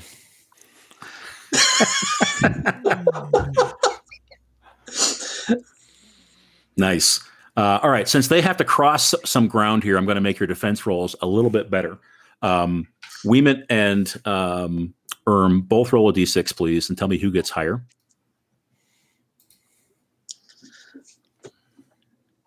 Six for Wemut. Yeah. Wemut gets it. Okay, so two of them come after and one of them goes after Wemut. They're carrying kind of broken swords, a club. They've got weapons. These appear to be former warriors of some kind, so they are armed. Coming your way, Wemut, I'd like you to make one defense roll. I'm going to give you a +2 to the DR, -2 to the DR. So I'm going to make it easier because the skeletons have to cross some distance to get to you. And then you're going to make 2 of those rolls. So beat a 10 with your agility. That's your defense roll. Fail. All right, Wemut. What about you, So I guess I'm on. How do you want? Do you want me to resolve chucking the lantern at him in any way, or the lantern chuck will happen on your turn, right?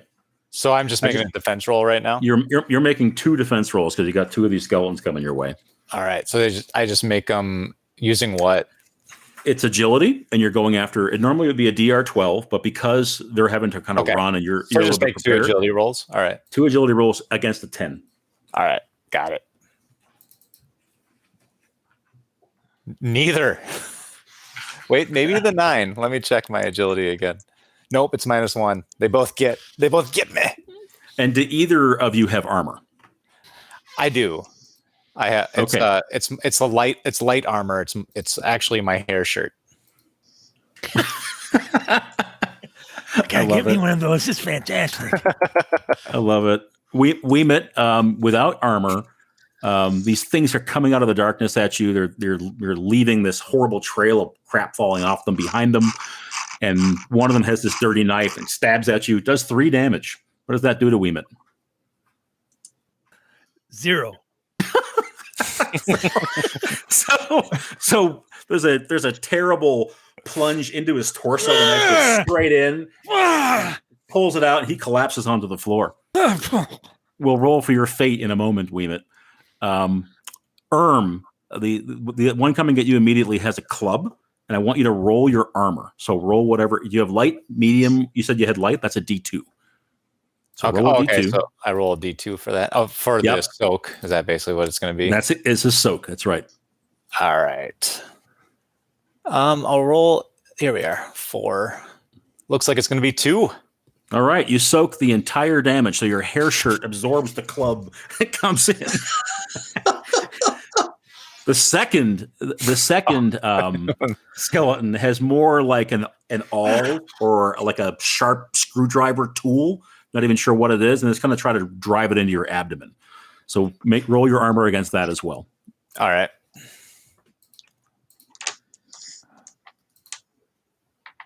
One that time. All right, so that's 3 damage. What does 3 damage do to That? Oh, I'm down to 1. I'm still up. All right, so there's a gash along your side as the skeleton plunges it in and rips it out. There's a spray of blood, and it kind of floods down your hair, turns all the hair that's your long beard turns red. Now it is the party's turn. So these 2 skeletons have run out. They're still even now saying, "Help us! Where are you taking us?" As they're attacking you. It's bizarre. Wemut, let's do Wemut first. Sean, there's a table to roll when you're broken. You are broken. A D4. It's a D4. You probably don't want to roll a 4, but you know what I'm going to roll. Go for it, man. Roll it. I rolled a 1. Roll a 1. All right. So Wemut, you have fallen unconscious for D4 rounds. So roll a D4 again. And when you awaken, you'll have D4 hit points, obviously up to your max. 4 rounds, sir. Okay. All right. So for round 1, Wemut's on the ground. I think Wemut is semi-conscious, probably groaning. We'll let him make his nasally noises and all that good stuff. But he's hurt. Let's have act next because you're right in the thick of it. One of the blood-soaked skeletons has just knocked Wemut down, knifed him. You've got 2 in front of you. What are you going to do?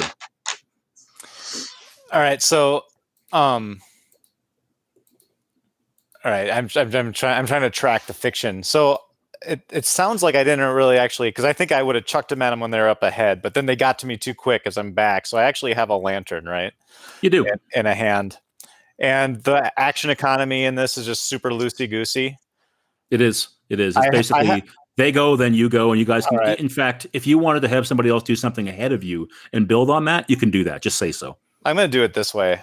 I'm hoping these things. All right, it's just a Hail Mary. I have a magnesium strip. One shot. Why not use the stuff I have? So I ignite that in the lantern. What does it do? It's a blinding flashlight.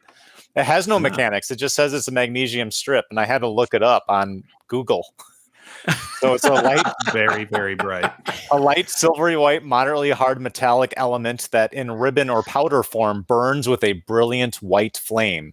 It's basically pyrotechnics. Sweet. What do you think that is in terms of a roll? Anything in terms of how to use it? I don't think you even need a roll. I don't know. Yeah, it's up to you. I don't think a GM. Sorry, I called you ref earlier. I don't think a GM like you would require a roll for this action in this kind of a game. Right. But I don't know. It'd be agility, I suppose, to try to connect it to the flame. I don't know if it requires flame to be ignited, or it just says magnesium strip. That was just the only equipment I got. Yep. If you were to plunge burning magnesium into a blood-soaked skeleton, that would probably be cool. Yes. Yeah. So let's do this. Let me ask what are you trying to do with it? I'm trying to blind everyone. Are you holding it somehow though? Do you throw it to the floor? Like describe what the strip. They're on me, so I imagine whatever I need to activate the magnesium. I don't know if it requires fire or what, but they're on me. So I think I'm just like, I grab it and then I have to just let it go. I don't want to burn my hands on it. So I think it's just like a flashing light in front of me. Let's do this then. I close my eyes. Yep. And back up, I would imagine, right? Sure. Yeah. Okay. Yep. Okay. So basically it's igniting the strip and it's backing away. So I'm going to get you to make an agility test. The test is to actually see if you can drop it sort of on one of them or close enough to actually damage one of them. Or are you leaving it as more of a barrier that will flash them, that will be kind of in the way type of thing? So beat a DR 12 with your agility. Okay.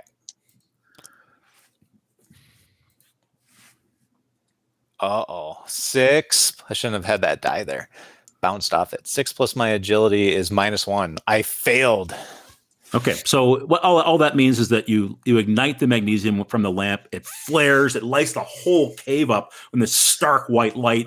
There are these sparks sizzling off the thing. You drop it, and sure enough, the 2 blood-soaked skeletons that were intent on murdering you fall back and screech and shriek as this bright light kind of floods at them. Even the one over by Wemut is taken aback and you've stunned them. Yeah. Either Jotna or Grittr. Who's up next? Jotna, if you have an idea, all I'm going to do is step up and try to hit him. So I'm heartened by the heroics of Urm. So I will stop cowering and run up and try to grab Wemut and sort of drag him away from the stunned skeleton.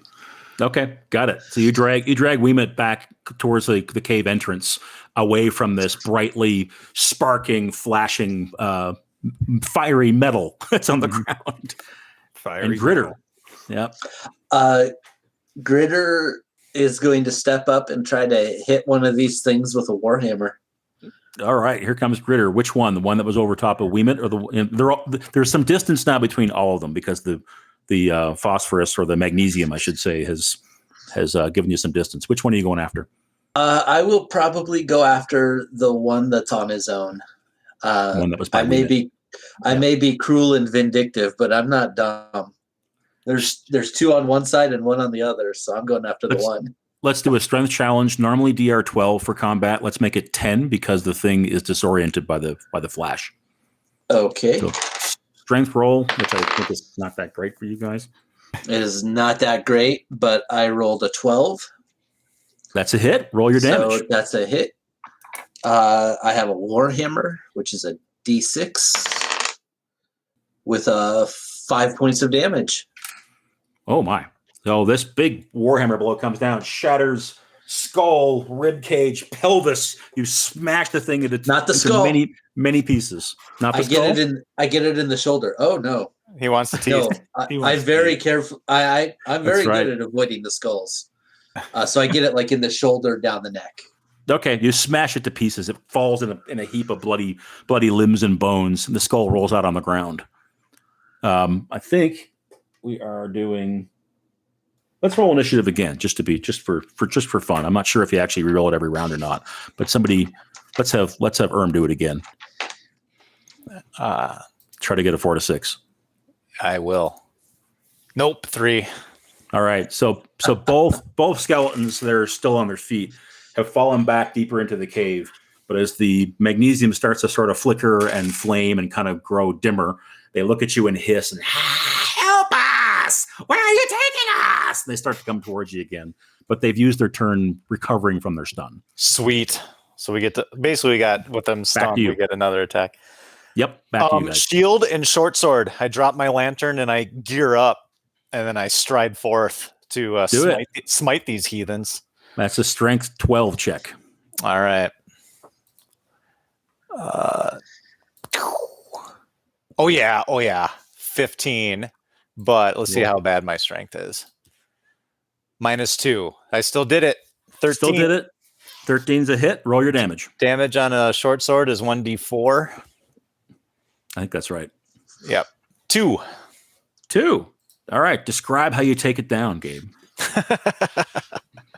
I cleave it right through the top of the head, right through the teeth.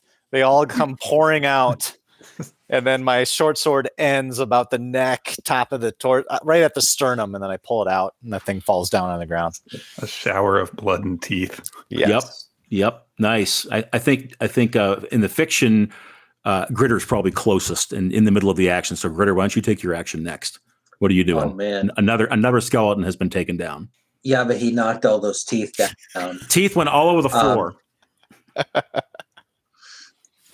I go for the teeth. I started collecting the scattered teeth. Okay. Grittr stops and starts gathering teeth. He does it kind of frantically, so you can tell like this is important to him. Got it. Jotna, you've gotten Wemut back out of harm's way. Right. There's blood soaking from his abdomen wound. What do you do? So am I still close enough that I could get into the combat if I Absolutely. Okay. So if I'm pretty sure Wemut isn't about to die, I will leave him with the monkeys. And Wemut's gonna die to the monkeys. Yep. It's always an option. And I will rush in and try to stab the remaining skeleton because I don't want Urm to die. It is Urm's on the ground like on all fours in front of it, and it's just like help us. So make your strength DR12 roll. Strength DR12. I'm only a -1 on strength. That's not so bad. That would be a 2. That's not too bad. Not a critical, at least. Not a critical. I'll spend an omen for him.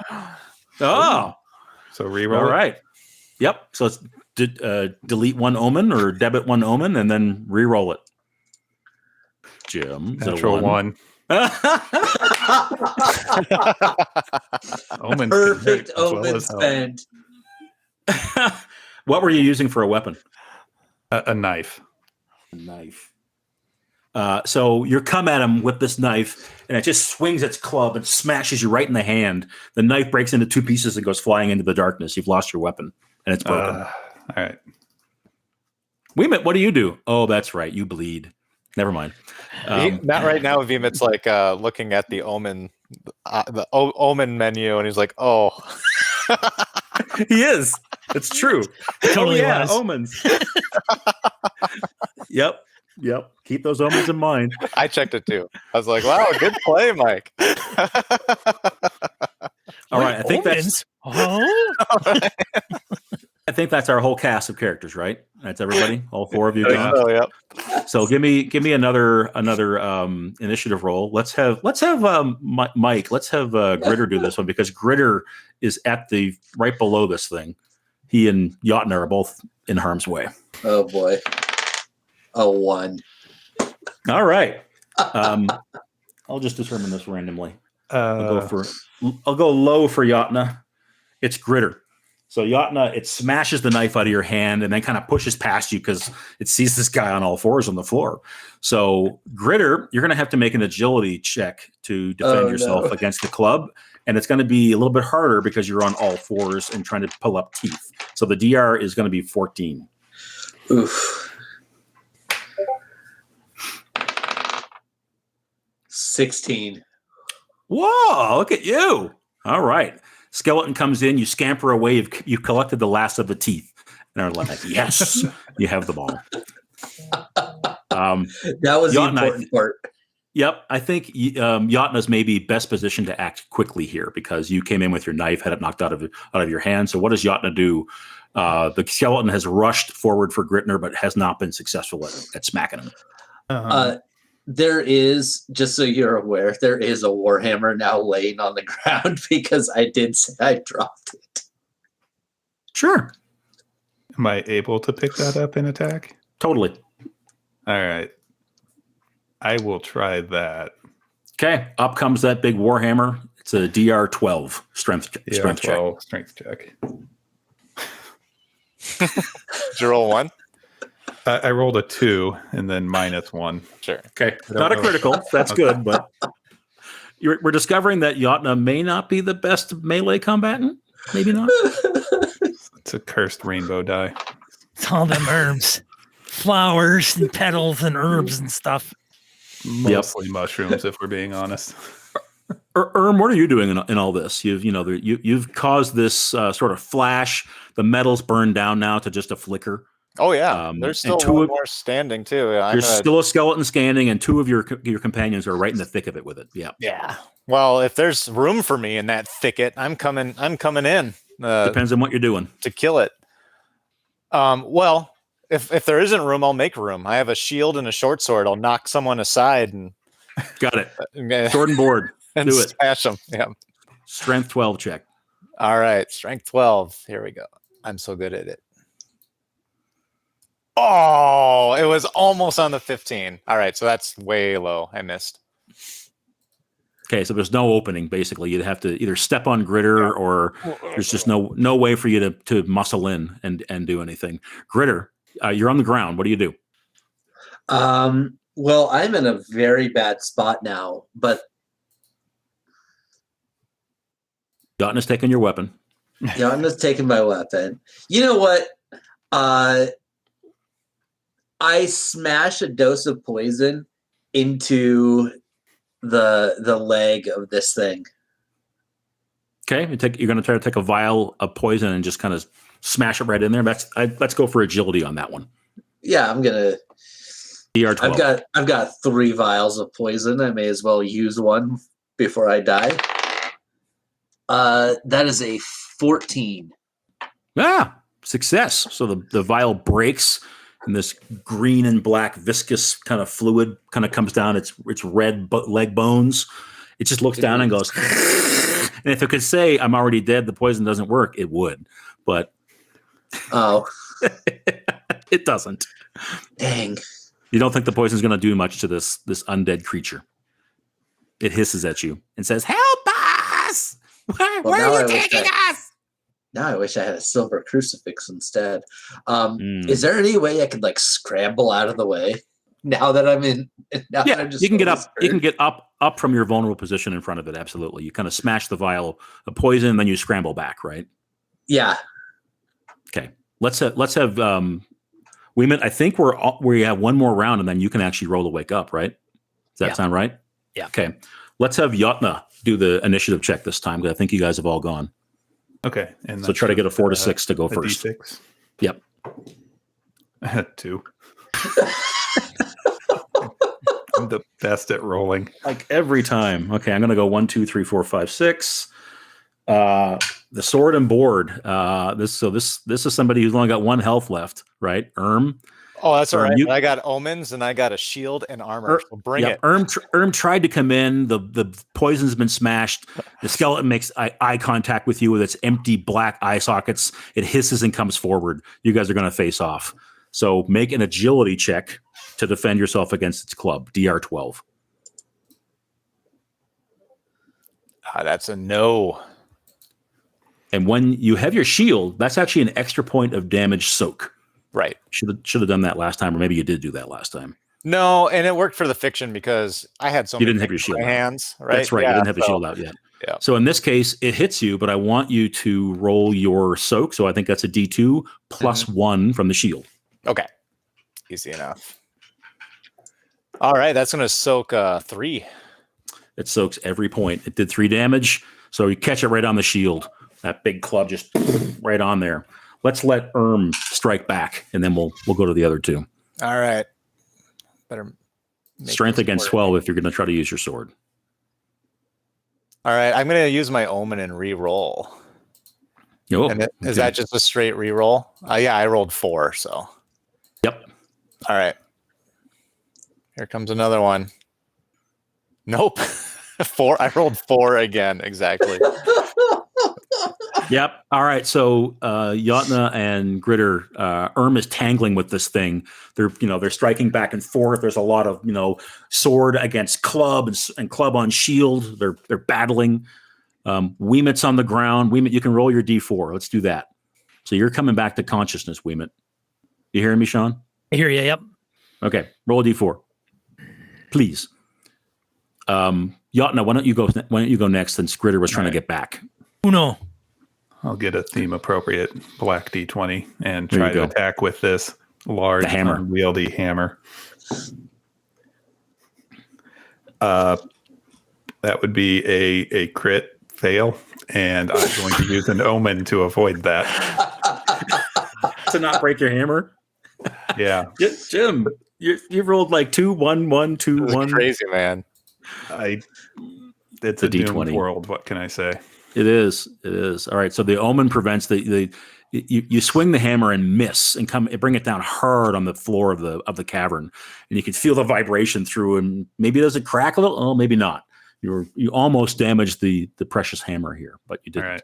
Grittr, you hear this boom on the ground as the hammer comes down, but it's nowhere near a skeleton. You're not quite sure what Jotna was doing. Stop breaking my hammer.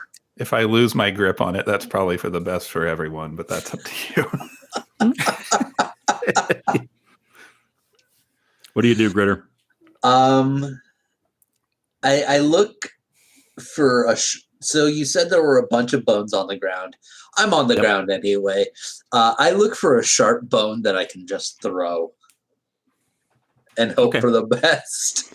There's the equivalent of a femur, absolutely at hand. I grab it and I chuck it. Chucking hard is as I agility. DR 12. 13. That's a hit. And I think a femur is a D4. Is that right for those who have the femur? Yep. So It roll a is D4 for D4. damage. Yep. 2. 2. Describe, Grittr, how your throw takes down the skeleton. So Grittr he's not strong and he's just kind of average in agility. So I imagine he throws it and it just kind of conks off the head. It doesn't actually do anything though. The skeleton is just a little confused by getting hit by another bone. But when it goes to step forward, it steps on the femur and it rolls. So instead of like killing the skeleton with the femur, the skeleton kind of kills itself by stepping on the femur and just kind of tripping itself. Got it. Falls with a crunch of bones against the wall and onto the floor. And I would imagine is there to quickly help with shield bashing and sword strikes and whatnot to make sure it doesn't get up again. Make sure it doesn't get up. And then I can very quickly rush over. There's 2 skulls now. Yes. So there's teeth collecting action. There's now dead quiet in here as the magnesium strip kind of flickers out. No one is calling, help me, where are you taking me, what do you want with us? None of that anymore. It was all coming from these 3 blood-soaked skeletons. And Wemut is like, what's going on? Sitting up. What do the 4 of you do other than collect teeth? I'm going to take a rest. Sit down for 5 minutes. Take a knee. Are we okay? Everybody, did things work out? I guess the exact language is catch breath, heal D4 hit points. Does that just apply to... Oh, wait. Oh, I didn't know if that was part of the Bible that the priest has. I don't know if that effect is for everyone or just for the priest.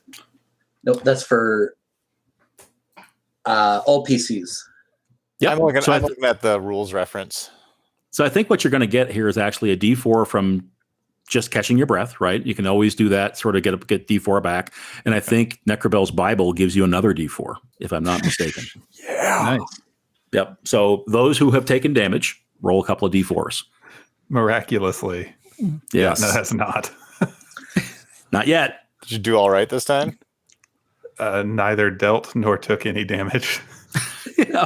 It was almost like Jotna wasn't there. I'm back to full. I rolled 3 with those 2 D4s. Sweet. Nice. What about you, Wemut? I rolled I rolled a 1 before, right? Which would give me 1 hit point, right? Yeah. Yep. Healing. And then if I do the breath, then I rolled a 2, which puts me at my max. And you're good. You're good to go. I'm at full health. So a quick scan around this cave, and you find that it actually dead ends. So this was a cavern that these things were in, and they lured you here. I'd be sure to take my hammer back, and then I scowl and check for damage. Look at your hammer. It appears to have come through the Herbmaster use okay, surprisingly. I don't know why I take it back. My strength is worse than his. That's totally fine. I now have no weapon, but I still have my bomb and my monkeys. So You can arm yourself with a femur, and remember they also had some weapons. Yeah, I'll try to grab me a femur. One had a knife, and one had a femur. One had a club, which is the equivalent of a femur. Yeah, I'll take a look at the knife. You can collect both, no problem. I don't know if I can carry both. Don't worry too much about your inventory slots. We Okay. don't have to. I'll take a detailed on knife and a femur then. Since we have a habit of breaking weapons. Yeah. Yep. Let's do this. If you guys are okay with it, let's take a 3, 4, 5 minute break, but for bio, coffee, whatever's needed. We're about halfway, a little more than halfway, I think, through the session. I can tell if people are okay with it. I can tell we're going to go more than 3 hours. So are we okay going to the full 3.5, 4 hour time slot? Is that okay for everybody? I think so. Yep. Okay. So let's plan on that. Let's take 5 and be back, and we'll keep going. All right. All right, we're back. Cool. So let's reconvene and recenter ourselves here. So you're in this darkened cave. You gotten drawn off your path, right? Drawn off the trail you were following up into this cave where you were lured by these 3 blood-soaked skeletons who you have now dispatched. You've taken a breather, probably got the oil lamp, kind of set to low again as you convene and figure out what your next steps are. So what are you planning to do? You potentially could find things of value in this place if you searched a fair bit, but it's largely sort of garbage strewn around the ground, scraps of armor, bits of broken weapons, that kind of thing. I say back, see if we can pick up the trail again. It wasn't too hard to find. We were lured here by blood-soaked skeletons that mimic voices. They certainly must have heard of the captives being carried nearby. When you said Before we do that, you said there was armor in here or scraps of armor. Is there anything functional?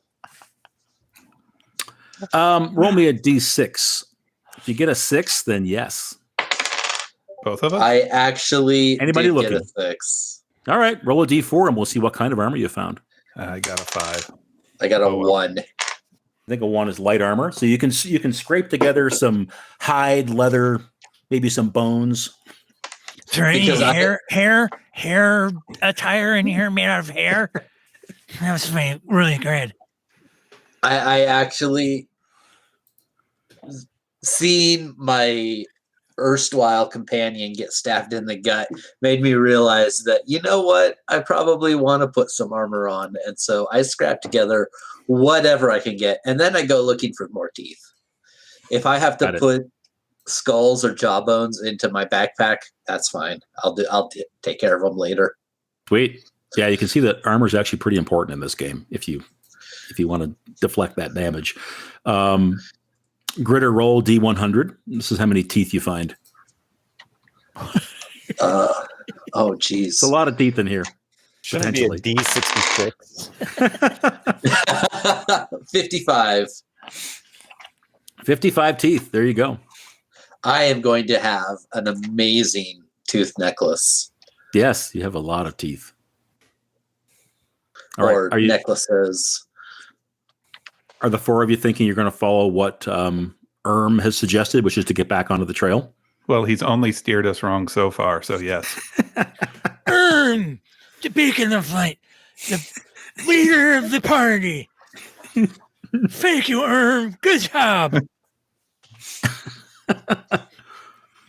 All right, the four of you traipse back down from the highlands, where you were sort of at the bottom of like a gully, a little valley, kind of following this trail, and you had to climb up to get to the caves, if you remember. So you climb back down. Sure enough, with the oil lamp, the mess of flies that are attracted to it, so it's like there's a cloud around Urm where he goes with it. But sure enough. Keeps eating. Sure enough, the trail is not hard to find at all. People appear to have been dragged. Heavy-footed things have come this way. They've torn up the ground, and it leads in the same direction you've been going all along. Keep on trucking. It's my plan. Well, if Urm goes, I go. All right. So you travel. You travel for about an hour. And you continue into these rugged highlands. So your sight lines aren't great. There are some places where you feel like you're a bit vulnerable at times. If something were to maybe want to ambush you, it could. So it's not good terrain to be traveling in where you can see things coming from a long way away. I'll be keeping an eye out for any useful plants or fungus or anything along the trail while we're going. Got it. Roll a D6. 4, 5, or 6. A 3. A 3. Nope. Yep. Okay. Nothing good. It's too rocky. All right. Not even any good berries or anything that are growing here. But after another hour or so, you crest a rise, and ahead on the I won't say it's the horizon. You know what? It is the horizon, but it's a horizon that's quite close to you because of the way the terrain is situated. So this is probably only 100 yards away or something like that. You're kind of low down, and the ground around you is higher. And on top of this bluff ahead of you, there appear to be ruins of some kind. So we're talking standing stones. We're talking the former structure of a building, something like that. It stands out in this terrain that's otherwise been relatively barren and not a good place to build things. This looks like a relatively flat plateau that something's been built on and then has tumbled down. Approach, what do you do? We all just kind of stare at it for a little bit before we contemplate. The tracks head right for it. Yeah. If there's enough light in the glowering sky still, I would just douse my lantern, at least to the approach to the ruins, in case there's any lookouts. Yeah, if your lantern's out, your eyes adjust, and you could have been traveling that way all along, actually. It's more like traveling at night, right, with a starlit sky. So not impossible. Not easy. Not ideal either, right? Not ideal, but you can see. You just can't see very far. All right. Well, that's what I do, and then I would approach. Everyone else on board with that idea? Yeah. Okay. Yeah. not enthusiastically, but I would like Jotna to see if they are whistling. So go ahead and make that D20 roll. All right. As you're approaching relatively stealthily. That would be a 7. So I am in fact whistling. What is If that anyone noise? calls me on it, I'm denying it. What is that noise? Can you hear that? Yeah. It sounds like the wind. I used to make my noise when I had a nose. I imagine you're making that noise as you breathe. I was going to say, when he sleeps, he makes that noise. When I sleep, Sounds like a tea kettle. sometimes even when I'm awake. Oh my! There are a couple of switchbacks which take you from sort of the lower part of where you've been walking up to the top of this plateau where the ruins are. So back and forth, you only have to ascend maybe 50, 75 feet or something like that. It's not a difficult or a dangerous climb. You ascend while the Whistler keeps on going, and as you poke your noses sort of past the rocks that sort of As three of us poke most our of your noses. noses as you poke your noses, and in one case cheekbones and stump of a pulpy mess that used to be a nose. These ruins look abandoned. They look like they've long been, no one lived here. Maybe was a big stone structure at one point that fell down, but you do see lots of carvings, and you see some sort of idolatry and other things that you want to get closer to. You want to turn your oil lamp on if you're going to have a better look, but you can tell there's some sort of figures and that sort of thing. Has a bit of a religious vibe as you look at it, and it's quiet, very quiet. I'll totally light up to take a full investigation of our surroundings. All right. Oil lamp gets turned on. So you've got this beacon of light, which attracts moths and mosquitoes and black flies and chiggers and ticks and all manner of things from the night, weaving into your hair, into your beard, and your hair shirt. So you're going to end up 3 times as infested after this as you were before, which probably makes you happy. Right? Grow your own food. Yeah. I mean, maybe the monkey stopped grooving me and go for the better meal. This appears to have been, if you had to guess, you would say it was a temple or a church of some kind, but it's hundreds of years old. If it's a day, there's a lot of stone columns and archways that appear to have crumbled and fallen. So it's one of those structures where it's just really the skeleton of what used to be, and everything else is collapsed. So there's no roof overhead, nothing like that. You do notice several versions of this same figure that you're noticing, which is this enormously fat woman. So as wide as she is tall, just bulbous and flabby and kind of flowing. And in each case, her face is gone. And it's not gone from whoever originally sculpted it. It's been chiseled or broken or smashed off. So you probably find 3 or 4 of these idols and these big statues around these ruins. And in every case, the face has been removed. Heretical priest. What do you know you of this? Somebody doesn't like this place. Do I recognize this? It's me. The symbol? I don't like this place. You do not, but the land is full of ancient cults and gods and strange, summonings and you name it, right? Oh, the smaller I places in the recognize world are full of this. This was a goddess of disease from 250 years ago. Her worshippers all died of disease. Are you all formally searching through the ruins? Yes, I am. Jotna, Wemut? Maybe Marv.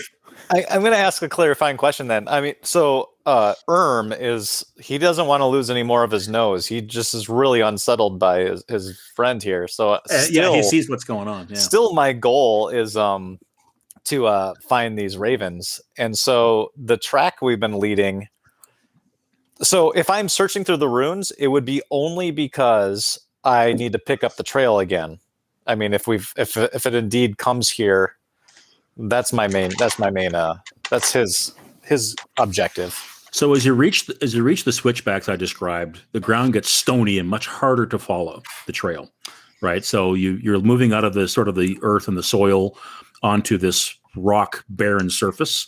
But I would still say that you can still find signs of it, but that's kind of what I'm asking for a check for, Gabe, Okay. is I understand what you're saying, though, is that you're not plundering treasure. You're not going to put yourselves at risk for that. You're trying to focus on finding the people that you believe took the ravens, right?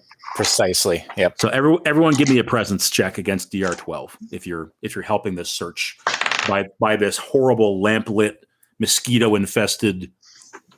Sure. And as always, I'm looking for interesting mushrooms, toadstools. Anything. As always. Got to make more stew. I did not rolled succeed. An 18. 18. Now that we're not in combat. Does anybody else succeed or just Jotna? I rolled a 14. Okay, for those of you who succeeded, I'd like you to both roll me a d66. Let's do Jotna first. 54. 54. Yeah. So while searching around the rubble and ruins, something glints in the lamplight that catches your eye, Jotna. And it's beneath some heavy stones that have tumbled, but the light catches it just right. As you flip over one of these big stones, there's a small golden, what looks like a marble or a ball, about yay big, not very big. Just resting on the ground. What do you do with it? Anything? I grab it before Marv does. I'd like an agility DR12 check, please, to see if you can get it before Marv does. Marv is. So you're like, you move the stone and Marv's down your arm, grabs it, and is gone. Marv, you bastard. So Marv has whatever this metallic sphere was. We'll just have to see if you can get it from him later. Right. Grittr, what's your D66 result? I rolled an 11. Oh. What? I think I do know what Grittr wants. So Grittr, you find what looks like an old skull underneath this, like, in addition to the stone, there's also some sort of rotten wood and whatnot. And as you're kind of kicking through that, a skull is grinning up at you. But it looks like it's in pretty bad shape. Like the bone is porous and has been out and weathered.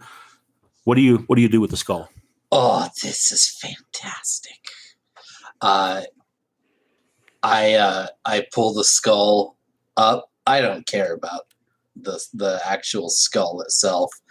I just kind of grab it in the nose hole and make sure to get the lower jaw also, and I just kind of crunch it out. Like half the skull I leave behind. Okay, so you're reaching in. There appears to be, this is, obviously the remains of somebody who was in the church when it collapsed, right? In the temple when it collapsed. Urm, you're nearby with the lamp so he can work, so you hold it up. But Grittr, as soon as you put your hands on it, the whole thing just turns to dust and powder in your hands. The teeth, the bones just drift on the wind. No! I start raging. I start throwing things and screaming. Save some of that dust. I counsel him. I put my hand on his shoulder and I say, "Dust, wind, dude." Wow, that's profound. You're guiding light, man. Very nice. Beneath, what after the screaming dies down and the don't worry, Jotna, the bone dust is collected. If no one's like looking, I'm gonna kind of just.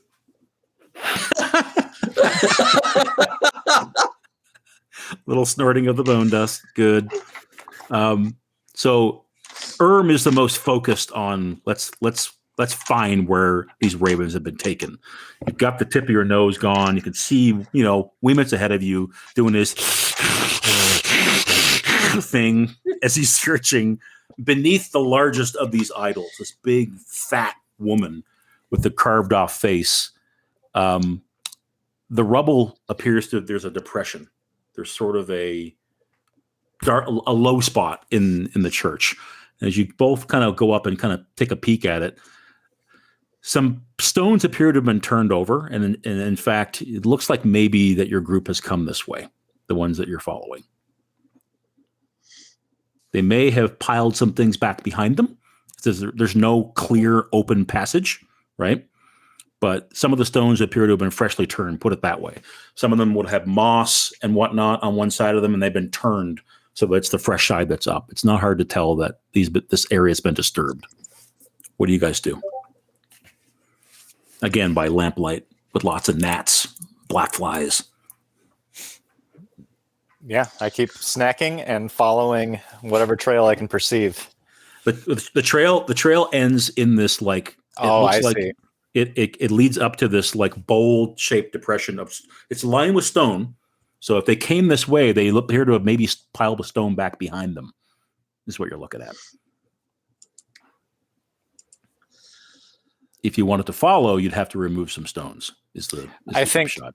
All right. Yeah. I think you're reaching for a description and it's not clicking with me. So when you say it like that, you're saying that there's probably a buried or a covered entrance somewhere in this bowl.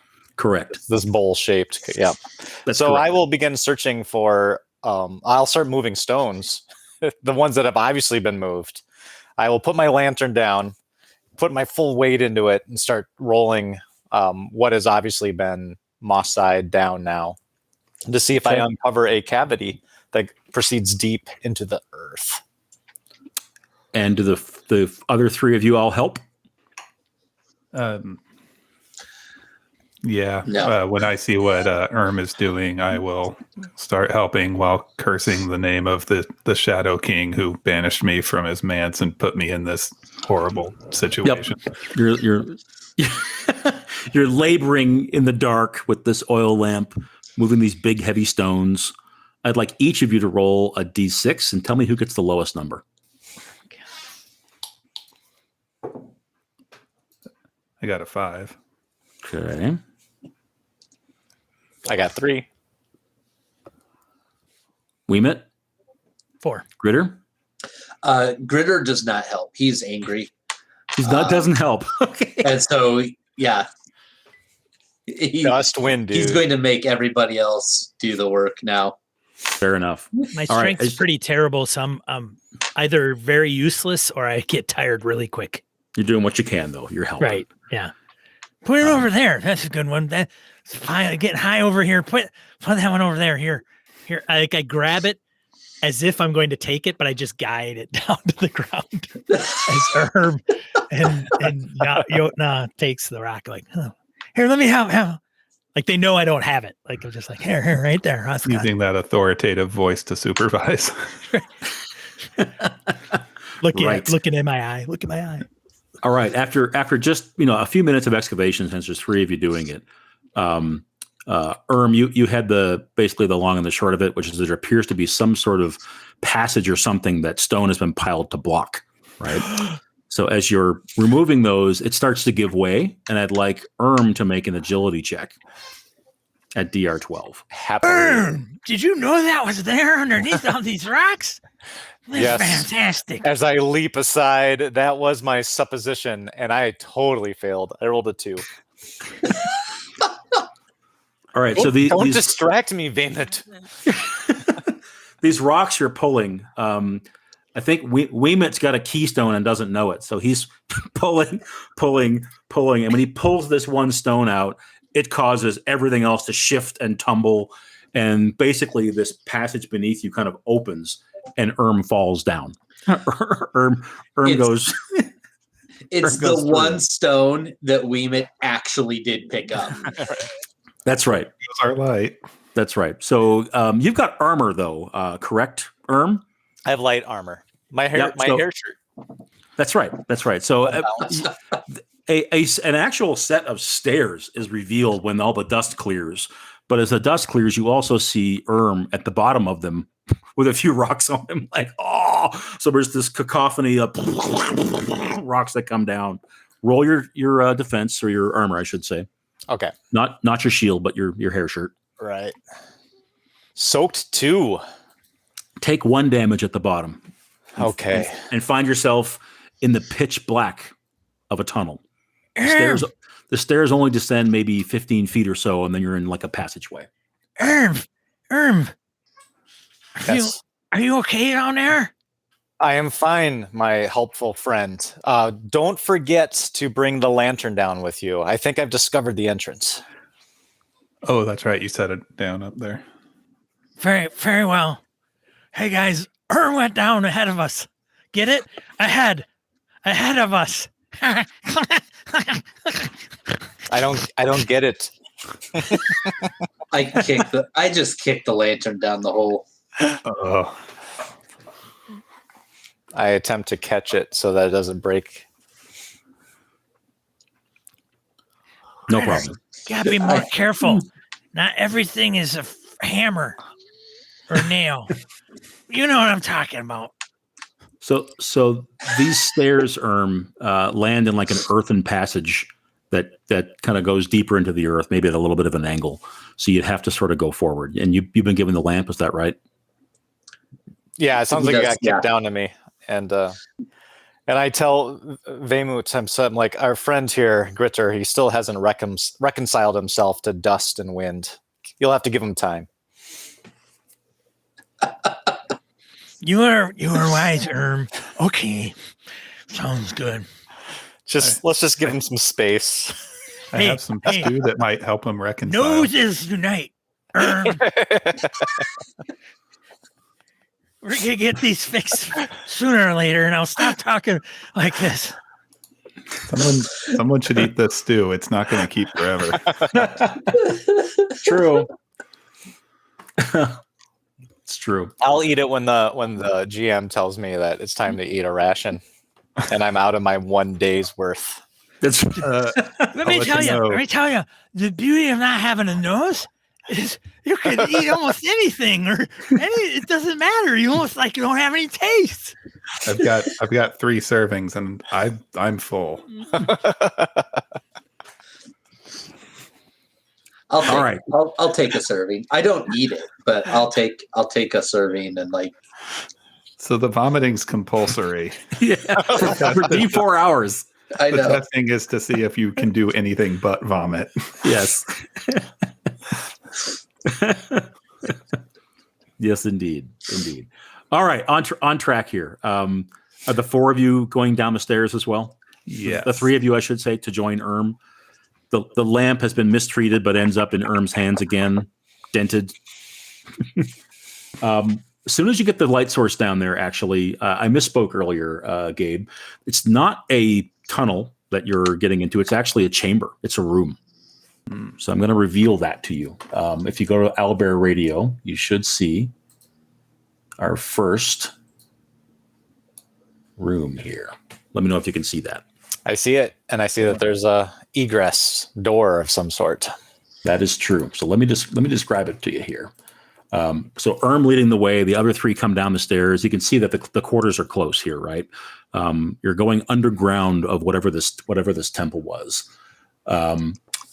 This is a room that is, if without the light, it would be pitch black in here. So there's no light sources. There's a strange, funky fungus smell, and you see white fungus growing along the floor. There's Really? A large mosaic on one of the walls, a big, once colorful picture that looks like it relates to what maybe the goddess was above. You see a whole series of what looked like they were perhaps priests or cultists, very bloated, enormous, fat, gigantic people who are having this massive, bizarre feast. They're wearing very strange headdresses, and they're dressed in clothing that none of you recognize.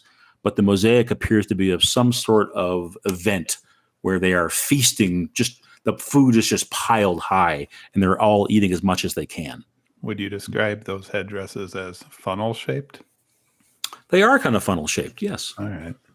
They are. I'm not paying a whole lot of attention to those because I'm getting me some of that fungus. Understood. Add the fungus to your inventory. Nice. White fungus. And then you can see it in the east. There is a wooden door that's closed.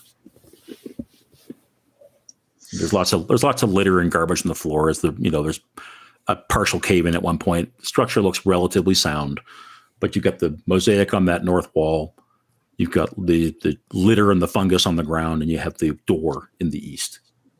Stairs going back up in the west.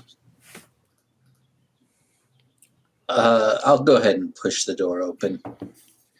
I think we've made enough racket that Yep. the stealth is not really, unless we get down there and they're having their own rock concert,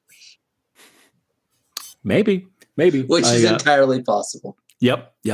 So I'll correct myself. When you get closer to the door, Grittr, the doors are not wooden; they're stone, and they have some reliefs carved on them as well. The same great feast. You see more of the figures and whatnot on the door. Door looks like you can maybe push it, like it might be on hinges. I just made up a story about a god of or goddess of disease. So I just run with it, and I tell people this is where they had their pestilential feasts. It should be safe, and I push the door open. The door swings easily, so you're not sure what the mechanism is that is attached to, but the whole, almost like a panel of the wall, kind of moves. It's obviously a door, and you reveal another chamber beyond. Usually these places are harder to get into, so I don't understand this. Beyond where you are right now, which you can see is kind of a, 15 by 25 foot room type of thing. You see a slightly smaller chamber with a whole bunch of bones on the ground, fresh looking bones. So I'm going to give you a little bit of a picture of this here. Oh, this is where they made their sacrifices. Give me a second to draw this. You can tell because all the bones are on the ground. More of the map. So if you go to Owlbear Radio, you'll see looks like a kind of a square room with a couple of doors. So similar stone construction to the room that you're in currently, but the bones on the ground, many of them are fresh. Like there is a pile of rib cages and femurs and skulls, all sorts of stuff. More teeth. These are really old sacrifices, you can tell. And I start pushing some skulls into my bag. Some of them are, in fact, still wet with blood. I point to one of the doors and I say, in fact, it's the door straight in front of us. I say, they kept the sacrifices through that door, so we want to go through that door. Yep. Totally knows what this is all about, right? Grittr. Have you been here before? I've been in temples like this before. Huh. Urm? Have you been in places like this before? Never in my life, my friend. I tried to avoid those who believe they know. Jotna. No herbs down here. You probably have never been in one of these places before. This is not familiar to me. What do the four of you do? You've got that next room lit up by standing kind of at the precipice or at the threshold of the doorway. So with the lamplight, you can see all these bones and whatnot. Are the four of you in there looking around? I went in. I started picking skulls up. And procedurally, operationally, yeah, if we're all in there, I know my character's in there. Even though Urm is raising an eyebrow at Grittr's confidence, he's certain one door is as good as another. I don't have any care. I'll keep following Grittr. He can lead us right to where he wants to go. And as always, Jotna and his monkeys are behind Urm. Got it. Grittr, are you going through that south door then? Oh no, I don't go first. You're just pointing. I'm just pointing the way to go. I'm expecting Urm to go first. He's got the shield. All right. So with sword and shield out, who has the lamp? Yeah, that's what I was just because I wasn't imagining I have my shield out. But if you friends would like me to defend you with my sword and shield, someone else needs to carry the lamp. I will be the carrier of the lantern, Urm, if you will allow me. Here I'm you worried go. what my monkeys would do with fire, so that's fine with me. I know. I was considering a monkey too, but I'm like, nope. Let's give it to Poopsie. Little asshole. I bequeath the lamp unto Wemut. The lamp has been passed. Grittr, you're intent on that southern door, though?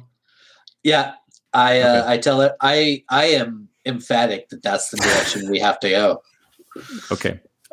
It has similar murals again of this feast and this culture who just seems obsessed with consumption. I'll say that. See, everything is just it's just leading us in this direction.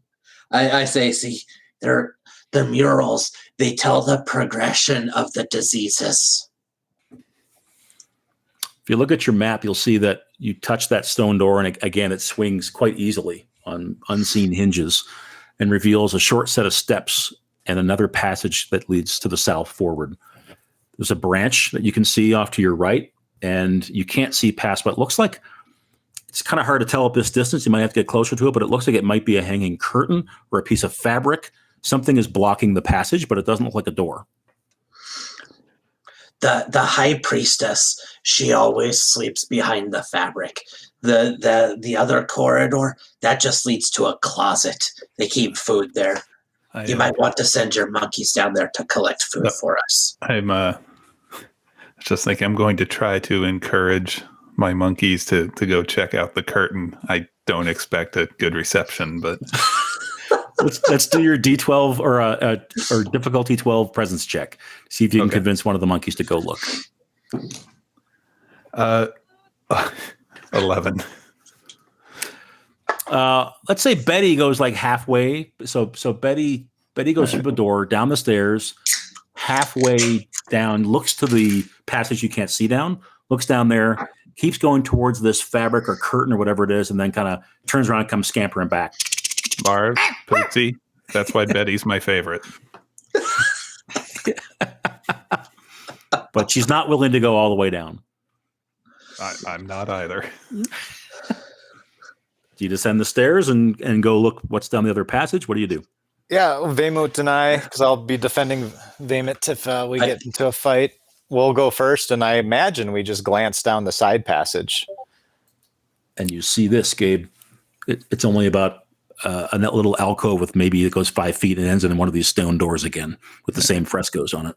So I'm curious. I would Wemut, perhaps we should go peek around past that curtain and then decide where we're going to investigate from here.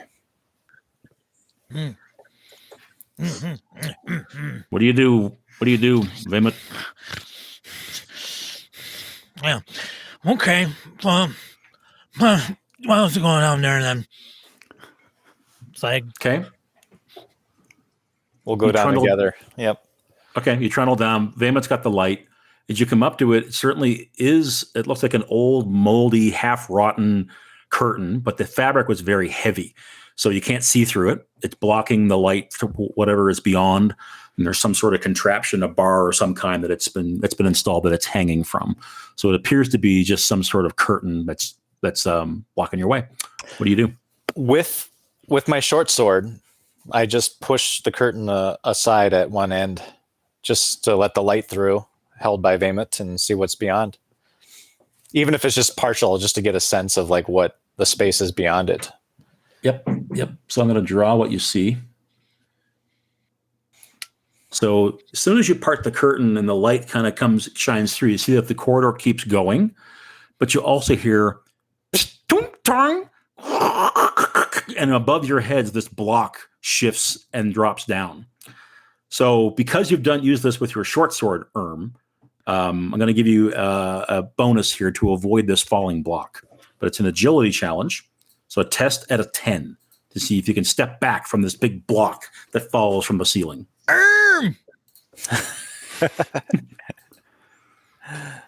Oh yeah, rolled it. Well, I know I have a bad adjustment on agility, but it's only -1, so I got 11 total. 11 total. And I said what did I say? 10. 10. Because you were doing it from a distance. So you just step back, and this stone probably weighed a couple 100 pounds, so it would have hurt. Comes and just on the ground right in front of you, dust goes flying. The whole cavern sort of reverberates a little bit. There was a wire of some kind that the curtain moved at the top that triggered this. Does it block the passage now? It does not. You can step over. A couple 100 pounds, probably knee high. Okay. This does not. Are you okay? Thank you for your concern, my friends. I'm fine. This does not dissuade Grittr at all. No problem. Oh no, Grittr is now completely convinced he knows what's going on. See, you wouldn't trap something unless the priestess was behind here. Looking at the curtain further, makes you believe that the trap was a one and done. It's sprung. There's not going to be an unending supply of stone blocks that drop. Grittr says we continue on. I suppose we want to find this priestess. She's the one that controls these monstrosities and perhaps will lead us to where the ravens are.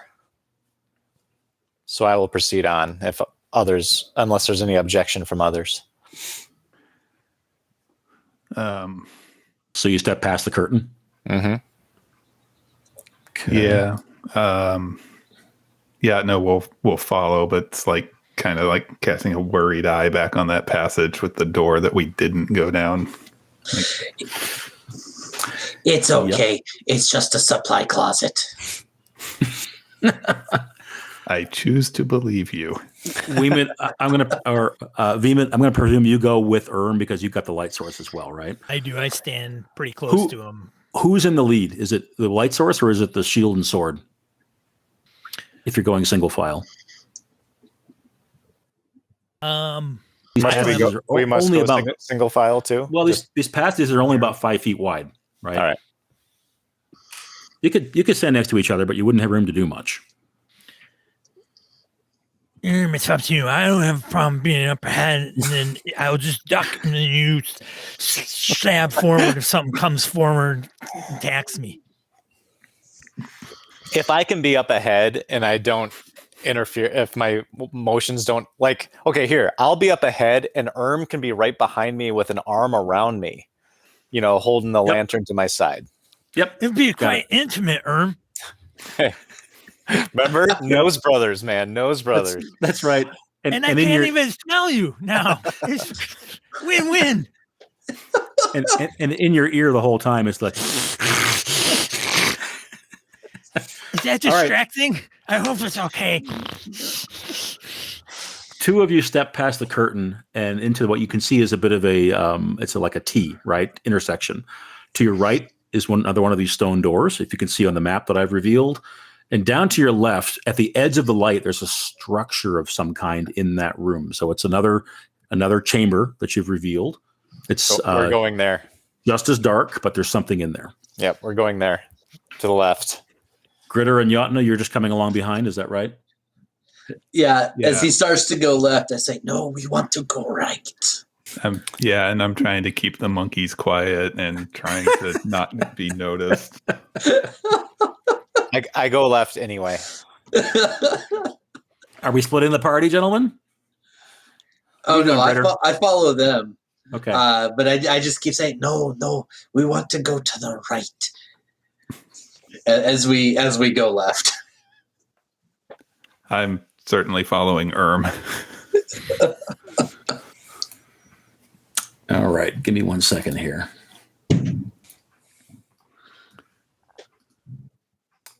So what is revealed as you get even just a few steps closer for our two who are in the lead is that looks like a fountain in the middle of this room, which is otherwise not much on the floors. Again, these frescoes are painted that show, in ancient times, long ago, there are these rites that whoever occupied this space originally were performing. There's a door in the east, but not much else. What do you do with this fountain of water? It does not look like it's filled with tar. It looks like it's filled with regular pure water. Yep, it's got water in it. Oh, you don't want to drink that. This is where the priestess says brew their diseases. Jotna wants to drink that. I go up to the water fountain and I kind of put my head over it and smell it. So it's a big. You can see it's a circular basin with a spout sort of in the middle, but it's not like it's fountaining everywhere. It's more of a dribble kind of thing. So I'm gonna like scoop some of it in my hand and hold it up to like Poopsie and see if Poopsie drinks any. Poopsie drinks it. Poopsie's all absolutely. Seems okay. Poopsie then goes back and kind of sits on your back. All right, Seems fine. I'll drink a little of the water. If Poopsie says it's okay, he's probably steering me wrong. It tastes sweet and fresh and clean, like water you haven't had in years. All right, Tastes wonderful. Jotna, how does it taste? Is smelling? I can't smell a damn thing. How is it? Is anyone else planning on tasting it? No. Nope. Jotna, make me a toughness check, please. all right. That would be a 9. A 9. Okay. It was a DR12, so that's a failure. But you're not sure what just happened. It tasted great. It tastes great. Yep. Didn't hurt Poopsie. Less filling. That's right. What are those who are either more intent on achieving your objective or intent on believing they know what's going on down here? What are the three of you all doing? I keep looking at the door behind us, but I don't. I'm still exuding that air of I know what I'm talking about. So the priestess's room, she is back that way. And utterly ignoring him, I proceed to the door farthermost from the fountain on the other side of this room. I have to do lantern duty. So, Gabe, that's the door to the right in the east. Yes, the door to the east. Okay, let me see if I can reveal this the right way here. I just open it. It swings open just like if you want to. It's like the other stone doors. All these seem to be about the same, where they're on some sort of hinge mechanism and they don't require much pressure to open. So you should be able to see through that. It looks like a larger chamber, higher ceiling, bigger than anything you've seen so far, and you see the edge of something that looks maybe liquid, like it's kind of looks like water, even in the drawing. Yep. As soon as the door opens, though, this tremendously powerful stench just billows out past you. If there are flies flying around you, they thin and they retreat. they leave.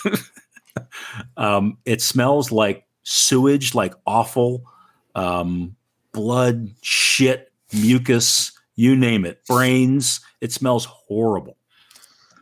I found Why your has everybody got pestilence, Grittr. squinched up faces? This is more what I'm used to. I'd like everyone to make a hint of something. I can't really make out what it is. Everyone give me a presence check, please, against DR12. Oof. Fail. Does anyone pass? 17, baby. I got Okay. 19, man. All right. So the two No of you in the- noses. Hey, no noses. Yeah.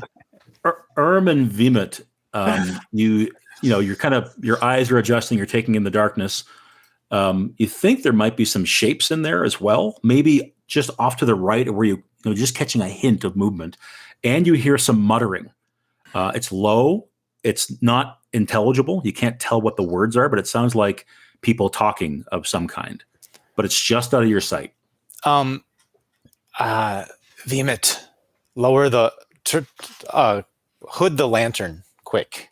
Yeah, I do it as soon as I see something or hear something. I intuitively cover it up quick enough, or try to. And then I peer into the ensuing darkness, hoping to see some light ahead.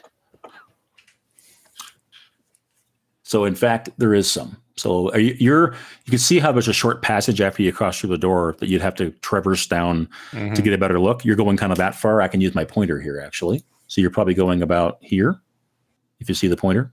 Okay. Yep. And then about there, we started to hear and see movement. You could. Sorry, I gotta close something.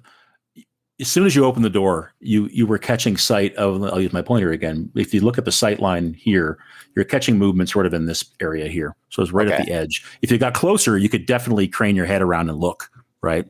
So I'll reveal a bit more here. Make sure I have the right tool selected. Yeah. So we creep up with no light source if there's a light source ahead of us. Right. Before we completely leave the fountain room, I want to fill up my my water skin with the sweet water because it is great. You people don't know what you're missing. It's gonna be fantastic.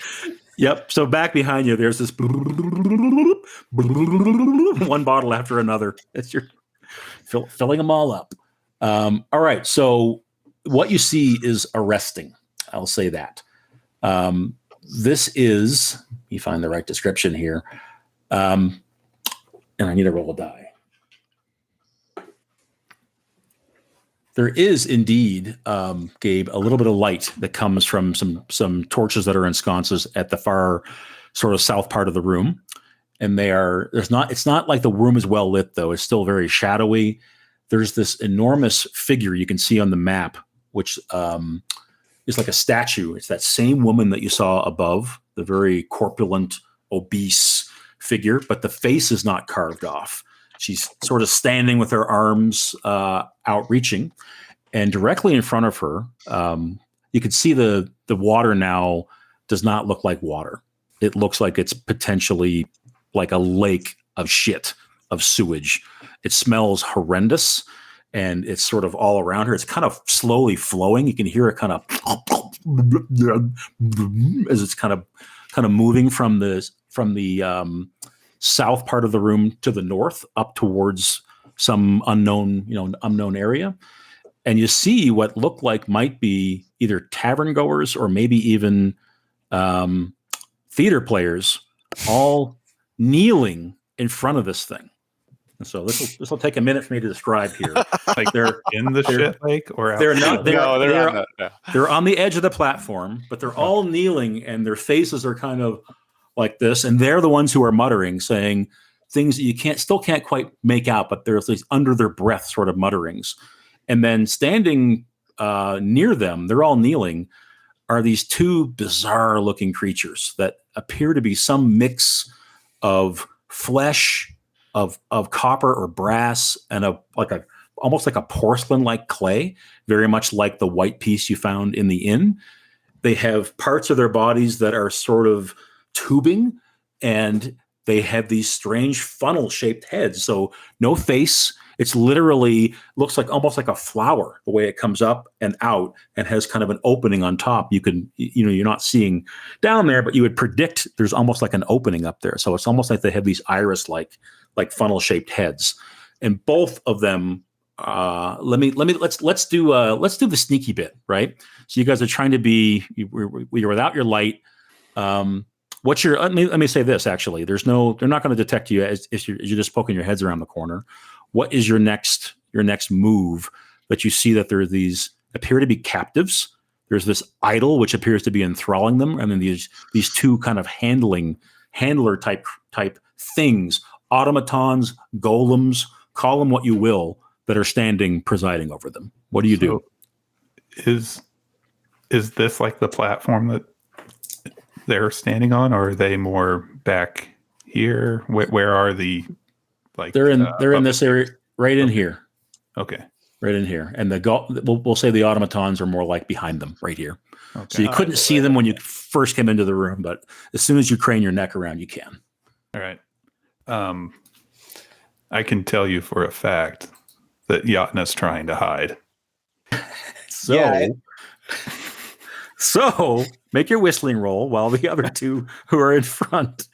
Well, just a point of clarity too. If we're still using the dimensions that the map has demonstrated, it really is a constrained space. It's just a single file person to get up there. Oh, You could go two abreast, but you wouldn't have a lot of room, right? Right. And so, and you're behind us anyway already, Jotna. So you could still go ahead and hide as we whisper back to you what we're seeing or something. I'm just gonna say, I think what you're getting at, Gabe, is that Grittr and Jotna maybe aren't seeing this yet. Oh, okay, yeah. Some of that, so some of the actions might be out of context. Yep. And yeah, sure. Yep, exactly. Yep. So let's leave it to Wemut and Urm for your initial sort of take on what you want to do here. You're gonna fall back. So I'm ahead, and then Wemut he's behind me because he was just giving me the light source, but then it's off, and we crept up there. Yep. And so this is Wemut, are you sneakier than I am? Because here's what I want to know. We don't know the entire dimensions yet. Can you get up there and peek around and see to the south and report back to me? And are you sneakier than I am? Let me look. I'm thinking of you as something like that, but yeah, your agility 0 and mine's -1. Yeah, I have maybe a stealthy class feature too. Still, Sweet, okay. Do it, man. I think I got this. Hold this. I'll take that.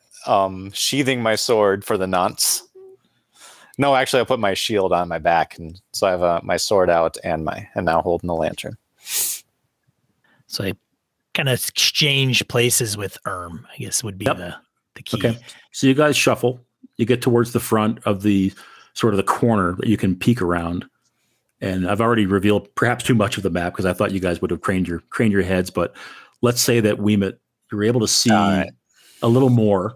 And in fact, the full dimensions of the room is not that big a room, right? It's bigger than what you've seen before, but again, dominated by this terrible, fearsome-looking idol, this horrible stench, and another door that you think is in the south. So now there's nothing that goes up to the north, Harrigan? It's darkness from there. Let me draw you a little bit more. Okay. That's what it looks like. Yeah, that's what I figured. So it's kind of like a passage, but it's filled with this sewage or whatever this is on the floor. So I'm using the pointer. Are there torches right there and right there, perhaps? I was thinking, Gabe, that they were in this part of the room down here. Okay, so just two torches that kind of dimly light the north part then? Let's say this. Let's say there's one here, there's one here, and there's one down here. Okay. So fair. Yes, the north part of the room is darker than the south part of the room. Okay. Well, I rolled a check in case, but regardless, What's your objective beyond seeing the rest of the room, Wemut? Well, that'd be to take it all in. Like anything that we can see from that corner entrance to the north, around the room, and to the south, and around the kind of the corner, without being sticking out my face and my lack of nose too far into the room. Was your check successful? I rolled a 15 plus straight 15, but the DR is -2 on agility for stealth. Yep. So you needed a 12. So Wemut, if you want to, you can actually get into the room. If you wanted to slide along the wall, let's say that the automatons are facing, everyone in the whole room is facing towards this idol, right? Okay. The automatons are standing behind the 6, kneeling people. There's 4 automatons? There's 2 automatons or 6 people. So the 2 automatons, are they standing shoulder to shoulder, or there's some space between them? Is one like on one side of the people and one on the other? They're both standing behind them. I'll give you just a little, like one here, one here. They're not shoulder to shoulder, but they are standing close together. The reason I ask is if I have if I think I'm being quiet enough and nobody's interrupting me, then I may want to try to grab one and bring one back. But if they're if the other one's going to see the other, then I don't do that. It would be possible. It would be hard, but it would be possible. They're both facing in the same direction, like this way, and they're probably 5 feet apart, right? Okay. So if Wemut wants to grab one of these 6.5 foot tall automatons and try to pull it back, he can do that. It's kind of running through my brain, but I'm not very smart. I'll go along that wall and check that door. All right. So Wemut gets right along, if you see my cursor, right to this stone door. It's closed, and you are only a few feet behind these things. So you're literally like, they themselves also smell. Oh, you can't smell so much. Had you a nose, the smell would be atrocious in here, but Wemut's actually doing okay. He's doing Works okay. both ways, buddy. That's right. Lemonade out of those lemons. That's right. He did too. Bastard. Wemut, let me ask you this. There's this rancid waste cesspool that separates the idol from the 6 people, the 2 automatons, and yourself. Do you try to get a better look at the idol, the stand it's on, anything like that? Or where's your focus? Is it just on the automatons? Probably, yeah, I don't want to be noticed, so I'm keeping my eye on those guys, because as soon as they look over and go, hey, I'm like, oh, shit. So that would probably be the primary. Every once in a while, I'll kind of glance over and see what's going on. But I think the goal that I have is to get to that door to see if it's locked or unlocked. Or you're there, and it looks just like the other doors of a size that you think if you pushed it, it would open. Okay. These doors don't open silently, but they're not loud. I'll say that. If you open the door, though, there'd be a random check of some kind to see if it made a noise. Could I jam the door? Could you jam it shut? I take my femur, you can try and try to jam it shut, like wedge it into it to prevent it from. Okay, so that's each door is free swinging, right? So there's a gap beneath it, and your femur could definitely be wedged under there. I'm going to try to do it without making any noise. Or are they making any sounds at all as they're sitting there chanting, doing anything? The automatons are dead silent and in fact pretty motionless. They're just kind of standing there like this with their strange porcelain funny heads and the brass piping that runs through their bodies. The chanting and the undercurrent of what you're hearing is coming from the people who have been captured. Okay. You can't quite tell what they're saying. It's muttering under their breath. Purpose of my question, make sure that when I slide my awesome femur, not my femur, but the femur I carry into the bottom of the door, I don't alert them to the sounds that I may make. So that's what I do. And then once I get that done, I kind of turn and kind of make my way quickly back to Urm.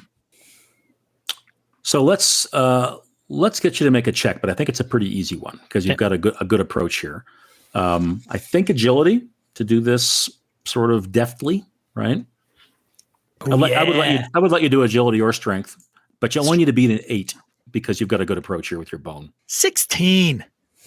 All right. So you shove it under the door, and you think this will prevent the door from opening easily, if nothing else. Maybe someone put their weight into it, they could still get it open, but it would certainly block the door for anybody who is expecting it to just push easily like the other ones have. And you mentioned you wanted to head back as well? Oh, yeah. Okay, so we'll let your 15 from before ride. You slide back to the passage where Urm and others are waiting. So I come back, you notice my femur's gone. Urm, you lost your femur. Hey, gather round. We all cram up there, and if everyone wants to. Wait a minute, what are you doing? Yeah. Let's get these shit-mongering actors and get out of here. Yeah, so here's the deal. There's 2 guys. They're overseeing them. And then there's a bunch. I described what's kind of going on. And so there's this door in the corner over there, but I wedged it shut. So that way that people come from that passage can't go right through. And those 2 can't escape. So I think that Urm should come up with a plan to do something after what I did. Good work, Wemut. Can you work with what I got here? That's excellent work. Huh? Yeah. Now, here's what I got. Everyone bring to the table here, because here's what I got. And I need to talk to Harrigan a little bit on this one. So I have a scroll of grace for sinners. And if I read this right, I got power uses today, which is 3. Am I able to give 3 of us grace, which allows a plus D6 to a single roll? Yep. And Yep. how long does that just happen? Does that have to fire at the next activity, or do you hold it, or how does this work mechanically? It'll be whatever their next action is the way we would do it. All right. And to be clear, in the fiction, you'd have to unroll it, you'd have to read it, cast it, be loud about it, right? Okay. And We then can go back in there'd be, the other room and do this. Yep, there'd be a recipient of it, and they would sort of have almost like a blessing, right? That they would use on whatever the next action is. So if you guys are all amenable to this, I am going to go ahead and use all of my power uses to give myself Wemut, because I favor him, and one of you, Grittr, are you the fighter? I frown at the idea of Of giving grace. a blessing I, of grace. Yeah. Well, I- then, to the probably herbalist gotta it be goes. me. Yep, to the herbalist it goes. Or oopsie. To one of the monkeys. But I can't control what he does. Nah, I'm gonna give it. So that's what I'll do. I'll give everyone some grace, and then here's my plan. Yeah, I'll where are you lead. going? Where are you going to do this? Well, we go back to the fountain room. Okay. So if I have to be noisy about it, right? Yep. Okay. And if that all works out, my plan is simply a direct approach. With that grace, I intend to charge in, and there's 2 of these things, and I'll attack one, just straight up in the back. Just try to chop it down. See if steel works against whatever weird composite materials these things are. Okay. Oh, I could do something too. Go ahead, Jim. Well, I was going to say I'm feeling inspired by these words. I will do my best to try to attack one of these things, and I hope that my uncharacteristic display of bravery is going to encourage these miscreants that are crawling around on my back to actually do something useful. Guys, forgive me. Let's do this. Y'all come up with your plan. I need 2 minutes away from the mic. I'll be right back, but keep going. So Okay. form it up, and when I come back, you can lay it out what you're going to do. I'll be right back. Sounds good. Okay. So Yeah, I want to attack, and hopefully my monkeys will follow, but I have no hope that they actually will. You do have that bomb. I do have a bomb, but we probably... Let's call that Plan B. Because What does that do mechanically? Is there a lot of collateral damage is there? the only clue I have. Okay. All right. Just And dump it down one of the funnels. I assume we need the actors in one piece. capture. I don't know if that was actually ever specified. Well, if she wants a performance, It wasn't. I was hoping to find them dead. It'd be a lot easier to bring them back. But yeah, that was my take. That was my comment earlier when I thought that they were dead in the inn. Yeah. She just said bring them back. I don't recall ever being told to bring them back alive. if you want to play stupid games, win stupid prizes, but if she wants a performance, I want my damn ears back. I point at my nose and then, I go like this. Wemut, you said you had a plan. I don't have necessarily a plan, but I can certainly, I've been known to have a special attack. Okay.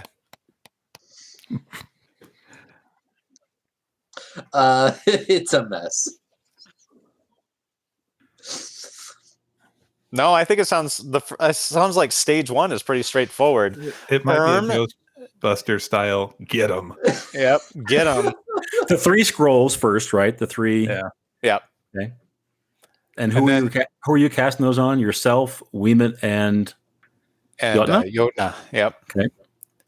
And then the stage 1 plan. Well, if that's stage 1, then does that all fire? Well, to cast these, you have to actually roll, right? Okay. All right. So there's All a right. chance. There's a chance of a mishap. There's all sorts of good stuff. All right. And, Yeah, it wouldn't be fun if without that, right? yeah, and there's something else I want to do. Sean, get a D6 ready, because this is all taking time, right? So we're gonna start seeing what's happening sort of in other parts of this place. I'm just getting the power section out here right now, Gabe. Presence DR12 is what you're going to go after when you cast one of these scrolls. All right. If you fail, the power doesn't work and you lose D2 hit points, you become dizzy for the next hour. So, All right. So casting 3 of these things in a row is going to be 3 of difficult. Yep. And you should probably do yourself last so you don't waste the effect casting again. Okay. Yeah, I was going to start with myself, but I'll start with you then, Jotna. Yep. You unroll this scroll of power that you're about to, grab these arcane energies, bend them to your will, and you know that they don't always comply, right? I'm hoping for a 1 here. We need to see a 1. There is a mishap table. Almost, but nope, I got 14. So who was that one on? Wemut? No, Jotna. Jotna. So Jotna, you get a D6 to your next test. Yep. All right. There you go. And All right, Sean, now- roll a random D6. Well, and then Gabe, keep going. Got it. Yep. Got it. Okay. Thank you. And That's what I need to know. here you go, Vemut. Oh yeah, 16. Vemut has a 2. Vemut, as this this surge of mystical force reinforces things, you guys hear something from the next room. There's something going on in that room that you were just peeking into. And then over to you, Urm, to continue your risky casting here. Do you guys want to hold and investigate that? I mean, 2 out of 3 ain't bad for now. I say quickly and cautiously. We may not have time. I think they're done with their ritual. They're going to unleash blight on the land. How can you tell? That's right. They're going to plant flowers. All right. So while people consider what might be going on, I will try to cast grace on myself as well. Okay. 14, yo. Look at you. 3 in a row. All right. Sean, roll another D6, please. 6. 6. Okay. All right. There's still sounds of some kind. They sound like scuffling, thumping kind of sounds, like maybe someone trying that other door is what it sounds like. Oh yeah, let's go. So all right. what's Feeling all amped up, I just go charging down, and I'm going to attack the first one I see. Okay, so you're like literally like blown in there, like bump it up. Following after waving a femur around. Okay, so give me the order in which it's Urm, it's Jotna, then Grittr, then Wemut, or where are Wemut and Grittr in this? Grittr starts to charge and then waits for Wemut to go first. If there is any hesitation with Grittr, I just go right by him. and then I follow in last. And again, I'm hoping that this uncharacteristic act of bravery is going to inspire my monkeys. We'll see what happens. Okay. Because Jotna's right there in the front, right? All right, so right behind Urm, yeah. Yep. So the two of you basically run down that hallway, open the door. You're trying to use speed as your advantage here, right? Mm-hmm. Let's have one of you, whoever has the better agility, make an agility test to see if you can catch these guys unawares by the speed at which you're coming in here. That's probably I'll describe what you see. and this would use my D6 bonus, right? Yes, it would. 5, 6 plus my natural 2 is Oh no! 8. 8. I rolled a 5 and a 1, and I had 2. You've got omens if you need them, but I'm not. Yeah, Actually, I'm going to use an omen to re-roll that D20 if that's all right. That's fine. Okay. Now I'm up to a 13 total. That's a success. That All right. So the two of you come piling around that corner, right? The room is lit better in the south than the north, as we described before. All 6 people are now up and standing in a line, kind of glaze-eyed, They're waiting to go through this doorway, which one of these automatons is trying to move.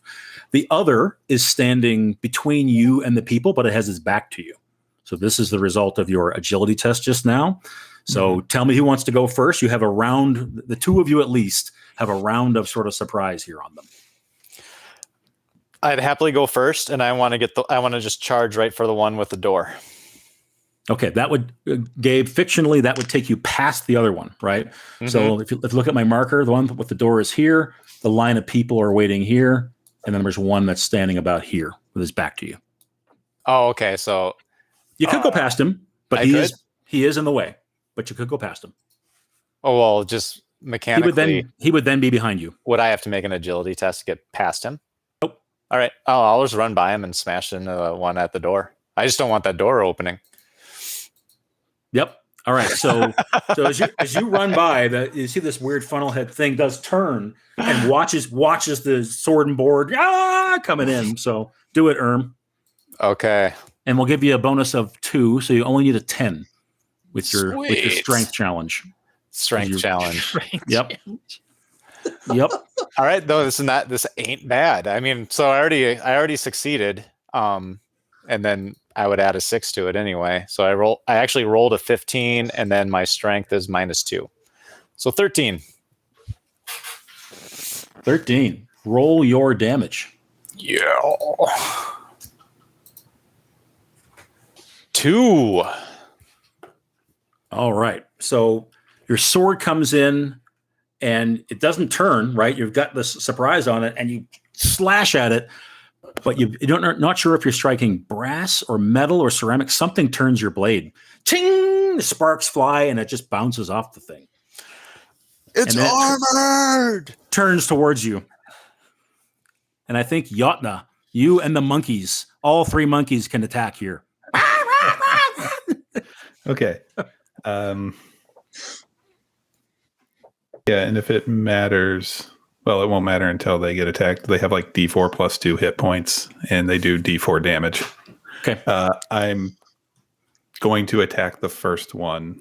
The one at the door. The one that watched them go by. Yep. All the nerve I have, I'm going to expend right here, attacking this first one. DR10 strength, you still have sort of the advantage of surprise here. I rolled a 3 minus a 1 is a 2. All right. So no success. So the monkeys are screaming, and it hears them and turns to face you. So you're both basically facing off with one. I think fictionally, I think the other 2 who are behind, you're not going to catch the advantage of the surprise that you had. So we're going to turn this into an initiative roll at this point. Looks like Urm is on top of that. Roll a d6. You want me to roll it? All right. I do. I thought you were getting up 4. to get dice. Oh yeah, sure, yeah. But I figured the other guys running in would probably. But I got a 4, so I'm taking that. Okay, let's do this. Let's let them go first. So Grittr and Wemut, you guys are taking up the back. You see that the battle's been joined already. You see this tremendously awful idol standing glowering over the room. And you also see the 6 people who are lined up looking like they want to go into this other passageway. What do the 2 of you do? And I think Wemut, you're first. So let's have you go first because Grittr held back, right? Yep. I attacked that guy that Urm ran by. The one that is currently facing off against Jotna and the 3 monkeys. Yeah. So I go in there and I run and I just launch myself on top of the guy. And if he's facing, his back is facing me, I jump onto the back of him and hold on and then attempt to sink my teeth into him. Okay. Now you said, go ahead. Real quick, you said they were like metal creatures with tubes coming out of them.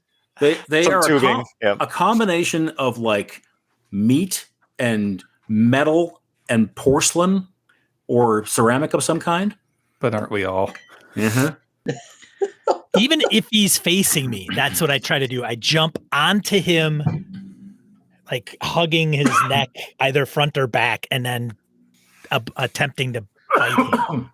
Excuse me. Where would you bite him? Anywhere there's an opening. Like I don't know any of this metal tube. flash. Yep. Yeah, tube. Got Whatever. it, Whatever tube. fits in this thing. Got it. Got it. Let's do this. It sounds like agility, maybe to get on top of him, right? If you're gonna then try to damage him, I'll probably make you roll strength or something like that. But your real try here is to climb on him, right? To grapple him. Yeah. Yep. Do it. Agility, DR 12. 16. All right. Here comes Wemut flying in. You jump up on this porcelain thing. So as soon as Wemut jumps on this thing and it rocks back, and now you're on its back, so there's some liquid or something inside of that head funnel that slops and slides, and some of it sprays out and kind of lands on the floor. And for those of you who have noses, it reeks like way beyond whatever sewage is in this channel. Whatever just flew out of this thing's head smells horrible. Now, Wemut, I want to see, what are you going to try to do now? The bite? Yeah. Go ahead and try to do a strength.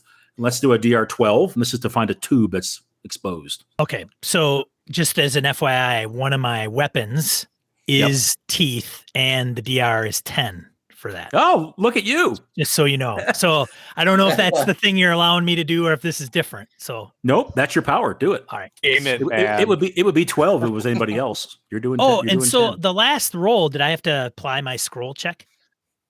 Yeah. Okay. So You now would it's have. straight. Damn it. Yeah. All right. Yeah, I know. We're all doing so well, except know. for, Yeah. of course. It's like a change. 15.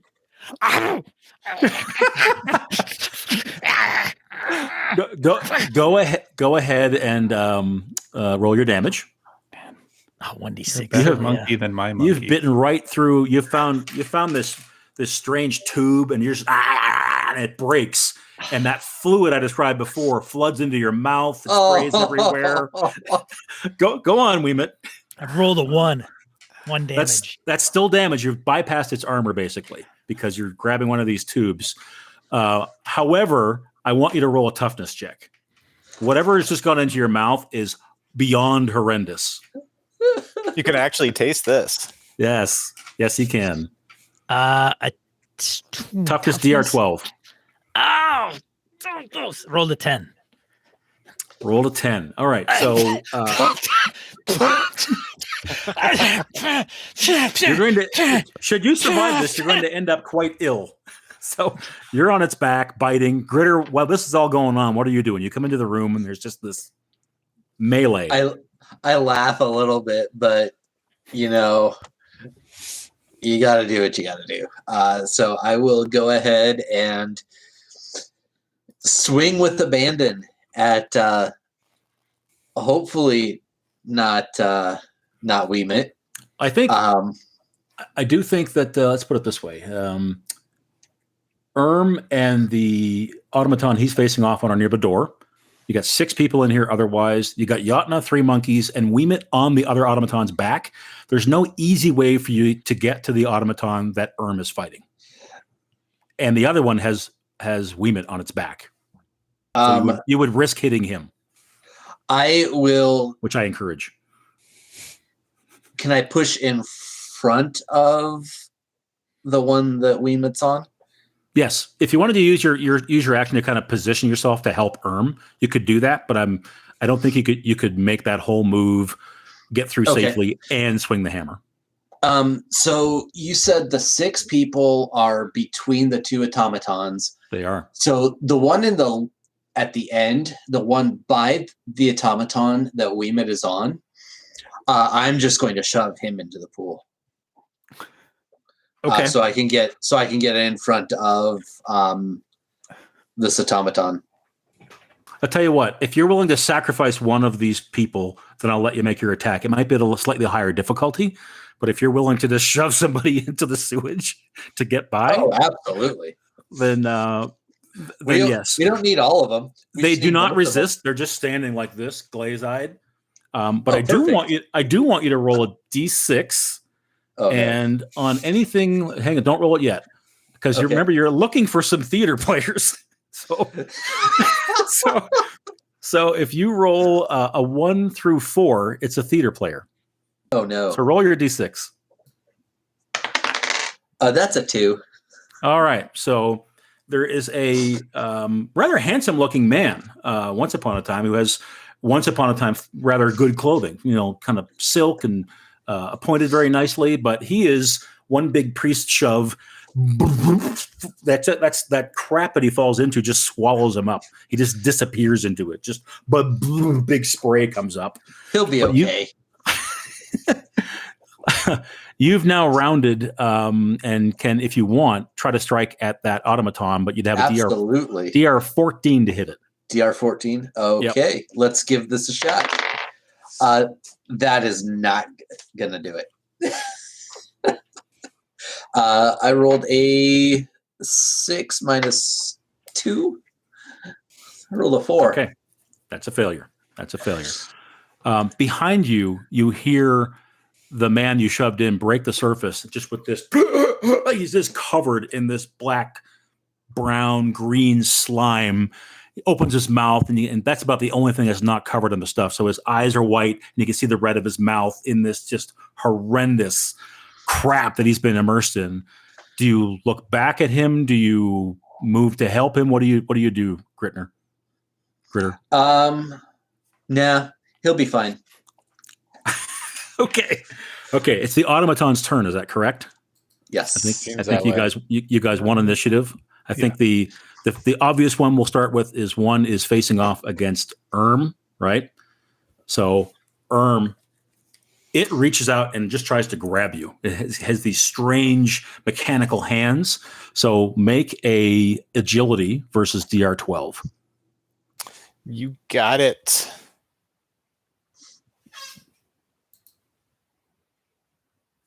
He gets me. All right. So it grabs you and takes you and shoves you. Roll your armor.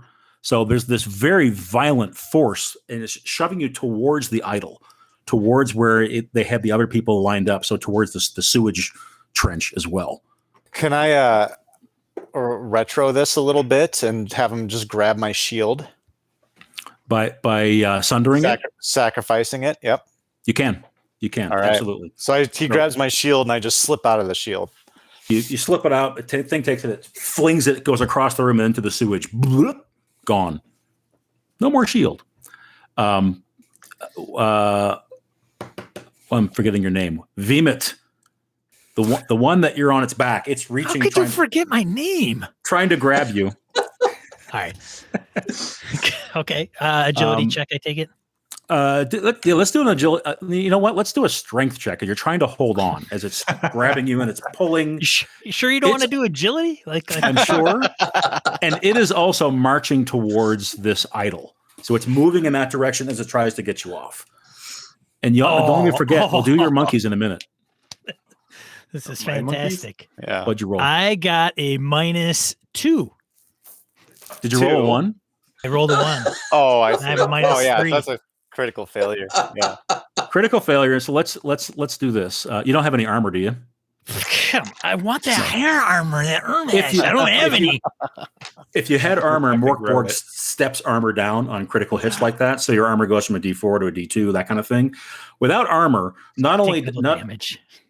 You'll take some damage, but he not only gets you off, he has you. He basically reaps up and pulls you right off his back. You're in its grasp, and what it does is the hands come up to your head like this and grab it, and it squeezes. You take 1 damage from that, so you're lucky that was a low roll. But it's forcing you to look at the idol, and as he marches you towards the idol, you have this enthralled feeling. The idol's, you can't tell if it really happens or if it's in your mind. The idol's eyes light up, and you suddenly have this like ravenous feeling. Roll presence for me. A presence against DR 14. Oh man. Fail. Wemut. He actually he has you by the head, and your legs are like dangling, right? As it's holding you, squeezing. A little bit of blood comes out of your ear, probably a lot of blood shooting out of your nose. And then it puts your feet on the ground. My nose, seriously? Blood. What was your nose? The wound. Exactly. Running down over your lip. But Wemut, all you know is this thing is beautiful. This consumption, you need to find out what's in the next room. You're compelled. So on your next action, you're going to make for that next room. Jotna, we had 3 monkeys. What would you like the monkeys to do? I want them to follow Wemut's initial lead and try to jump onto this thing and try to bite at it. Okay. I would like for them to do that. Okay, let's have all 3 of them try. Okay. Strength DR 12. 3 rolls then? Yep, do it. All right. Monkeys are attacking like crazy, flying from all sides. So I have a 6, a 17, and a 14 because, of course, the monkeys are better at this than Jotna. Of course they are. So 2 hits for a DR 12. Yep. Roll your damage. Okay.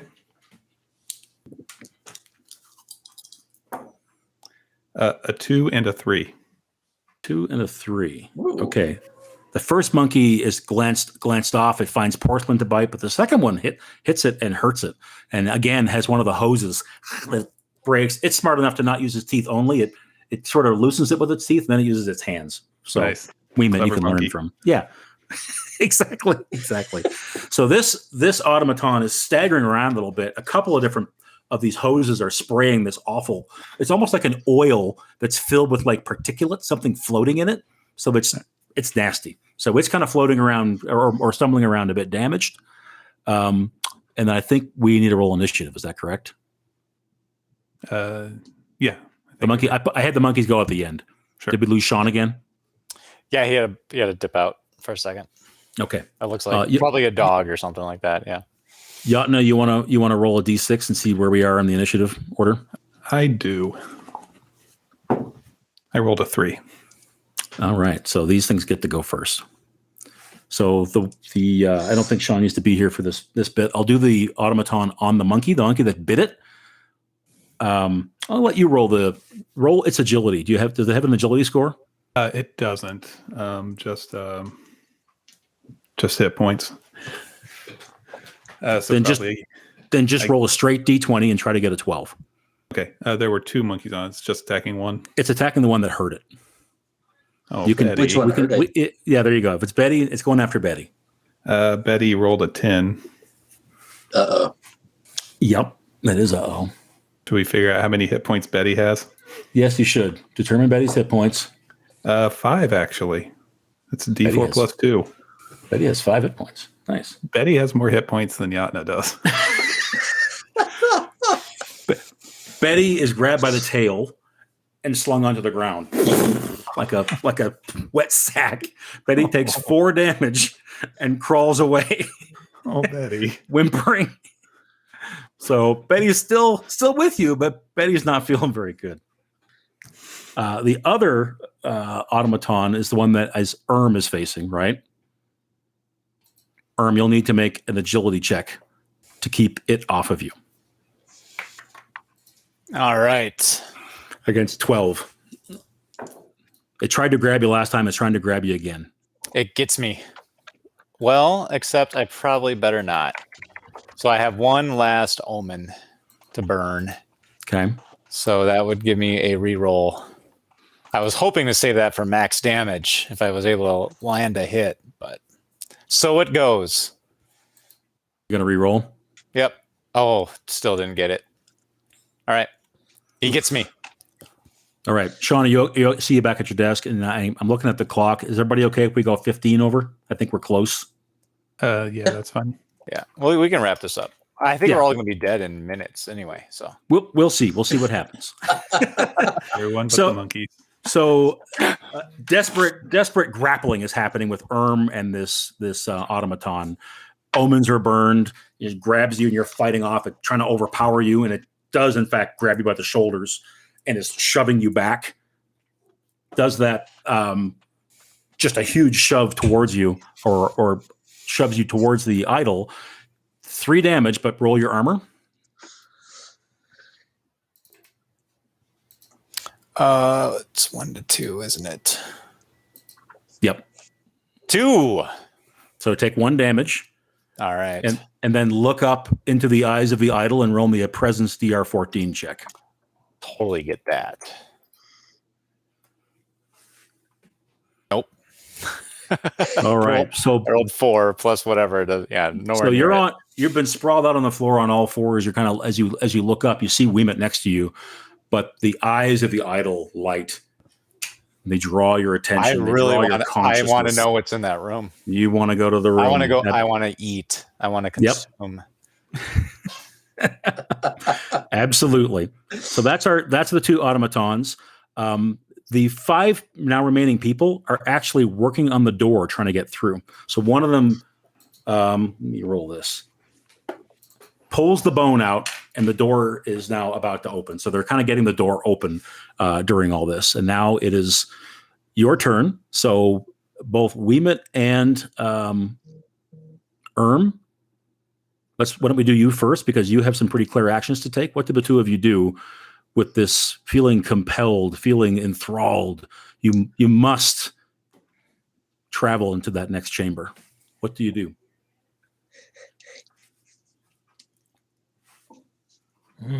Wemut, you go first.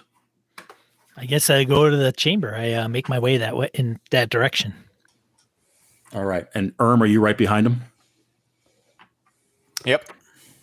All right. Of course. I have. That's my compulsion, right? It is. Yep. What we'll do is this. All right. So the door has been opened by the 5 folks who were captured, right? Wemut, you pass right through that door. You find that little hallway, and you truck on down right to the edge of where it turns. Do you see that? Yep. This next piece here, Urm, you're right behind him, so you see the same sort of thing. Give me 1 second, guys. Mm-hmm. It's in the bathroom.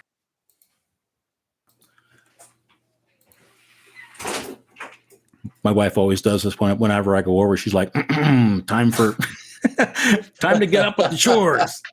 I know the deal. Yep. So Wemut and Urm, I'll describe this for you.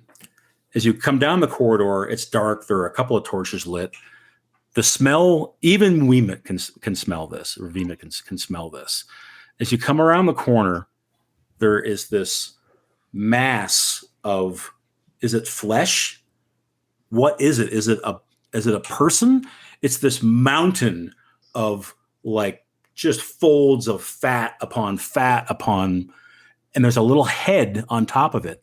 There's a guy, and it looks like almost a regular man's head, and there's these arms that are coming out, left arm or right arm, out of this mass of flesh with a knife and a fork. And he goes, "Yes, it's time to eat. Come to me." And he's waving his knife and fork towards you as you need to go and make yourself sacrifices to this 15, 20-foot tall blob of something in front of you. And you get to both make presence DR14 checks right now to try and shake out of this stupor when you're confronted with this mass of a thing. 20! I rolled. I'm not shitting you. I rolled a natural 20.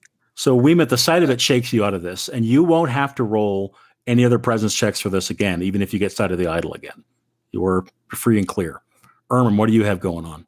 Well, I rolled not 20, but I rolled 19. And with my presence of +1, that's 20. So also shaken out of your stupor by the sight of this just enormously fat. I mean, within the folds, you can see prior victims. You see hands and fingers kind of sticking out. There are bones. He's just drenched in stuff. And you just know innately, this is the source of that whole channel of sewage. It's all coming from this room, from this guy. And he's just, "Come closer. Silas needs to eat." And he's waving you forward. So we'll leave you 2 there. Took your action to get in there and shake off the stupor. Grittr, you have witnessed the automaton you tried to hit shoved Urm over towards the idol. So it's kind of got its back to you now. What do you do? Well, I don't know anything about. I'm assuming they're all dead. So They went down. I'm- They went down. You passed into the passage, and you can't see down that passage far enough to know what's down there. Does this thing have an obvious mouth? Which thing? The automaton?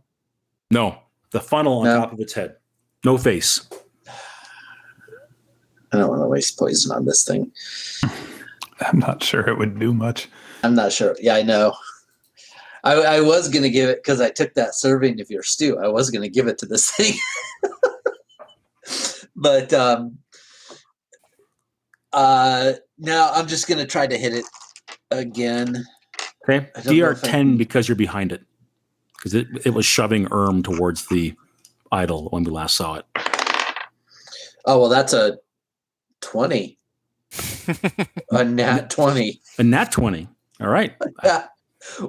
I'm like, wait a minute, that's an 18. But no, that's a 20. Wait, you I rolled believe. 20? I rolled a 20. Okay. Because my strength is -2, so I'm like, Oh, I see. it's 18. Yeah. So sorry, nat 20 or not a nat 20? It is a nat 20. It is a nat 20. Nat 20, double damage. So D8, Ooh. is that what the hammer is? That is D6. D6. I rolled a 2, so 4. Right. And all right. So you slam this thing hard and crack that porcelain, sort of the whole top of the bottom of the head and the back splits a little bit. A few of the pipes start spraying that oil, so it staggers a bit. It was quite the blow. Oh, it smells bad. It does. It smells terrible. Jotna and your monkeys, what do you do? So I was inclined to try to get revenge for the injuring of Betty. She is my favorite. I think you missed that, Sean. There was a monkey swinging like a bag of cement. Yeah. So applying some of my alchemical knowledge, this thing seems to run on filth. So what I want to do is take that water skin I filled with pure water, unstopper it, and try to like basketball shoot it into the funnel of the nearest one. Okay, that would be the one that the one of your clean monkeys is water. already on. Yeah, I would hope that clean water has some sort of bad effect on it. Understood. Agility DR12 to get your water skin in there. Nat 20. What the hell? Wow. You're not cheating, Harrigan. No kidding. No kidding. Roll a D6 and then double it. Okay. 4, so 8.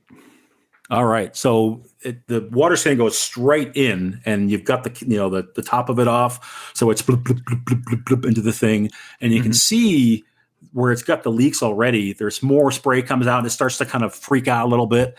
The thing turns. Which monkey's still on it? So I think Marv was the one that missed originally. Betty got torn off, so that leaves Poopsie, the worst monkey, still on this thing. So the worst monkey does one of those. He's walking along here. The monkey's on him. The monkey does one of these. Boing, jumps off of it, and that motion shoves it backwards into the sewage. So the thing is tremoring. The sweet water definitely did something to it, and it falls into that sewage and sinks. All right. The other guy, by the way, the sixth captive, is trying to crawl out of the sewage right now. He's like trying to crawl out. Okay. So Grittr went. I think we're on an initiative round, right? Yes. Let's have Wemut do it. You haven't done it in a while. Do it, Sean. Roll a d6. 1. All right. So the automaton who, yeah, we are. The one that you hit, Grittr, turns towards you. So it has this crack in its armor and its ceramics, and it's going to try to grab you and force you to be supplicant before the goddess. So that is an agility DR12 check for Grittr. Oof. That's a 6. All right. So a failure. Do you have armor? I do have armor, actually. Light Roll it. armor. Roll your light armor. D2. 2. No damage. So it takes you and shoves you on the ground and kind of lords over top of you and makes you look at the idol. Don't take any damage, but I want you to make a presence DR14 check to see if the eyes of the idol enthrall you.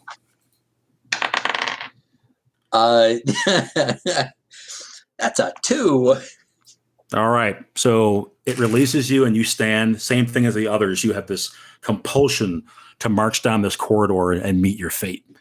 But it's now all of your turns. Does anybody have a specific idea they want to handle first?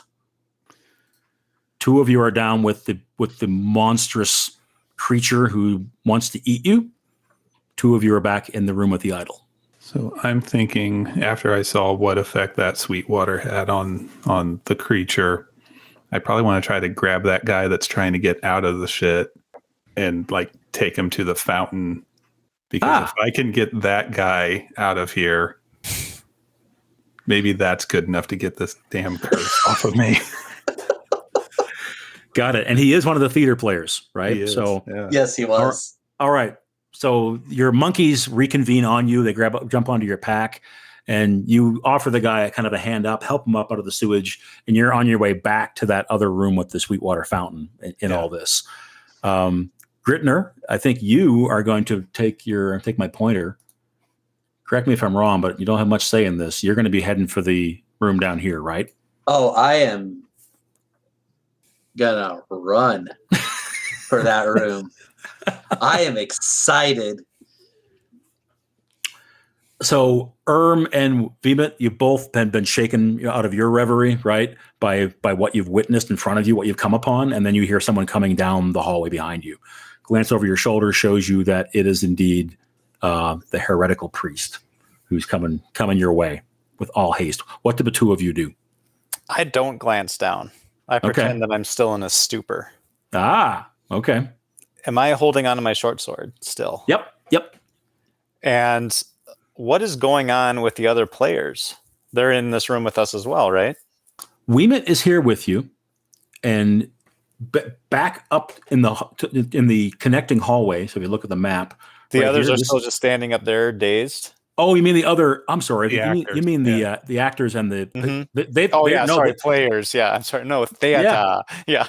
No, I get you now. They are, in fact, they're not running, but they're walking down. They are gathering behind you, sort of like I imagine you 2 are kind of blocking the passage, right? So we're first, huh? Yeah, exactly. You ran past them. Yep. If I've run, then I would have passed him also, right? I think fictionally here we're looking at this. I think Wemut and Urm are at the right at the edge of where they stopped. Right behind them are all the players, and then here comes Grittr behind them. Okay. Grittr is on his way down. That's what I'm thinking. Does that help you, Gabe? Sure. My action is I'm going to pretend I'm totally dazed and entranced and start walking up towards him to eat. But my fingers clench tightly on the haft of my short sword. I want to get in good and close. Okay. He lets you walk up. He's got this little tiny knife and fork in his hands, and he's like, and you walk up, right? The stench coming off of him is unreal. I will tell you, mechanically, things will be hard when you're close to him because it's just surreal. It's just this bulbous piles of flesh that undulate. You're right up next to him, though, and he's just, kind of coming down like this, like, yes. Right. As he comes down, I come up. I try to sink that sword right into the center of his fleshy mass. Okay.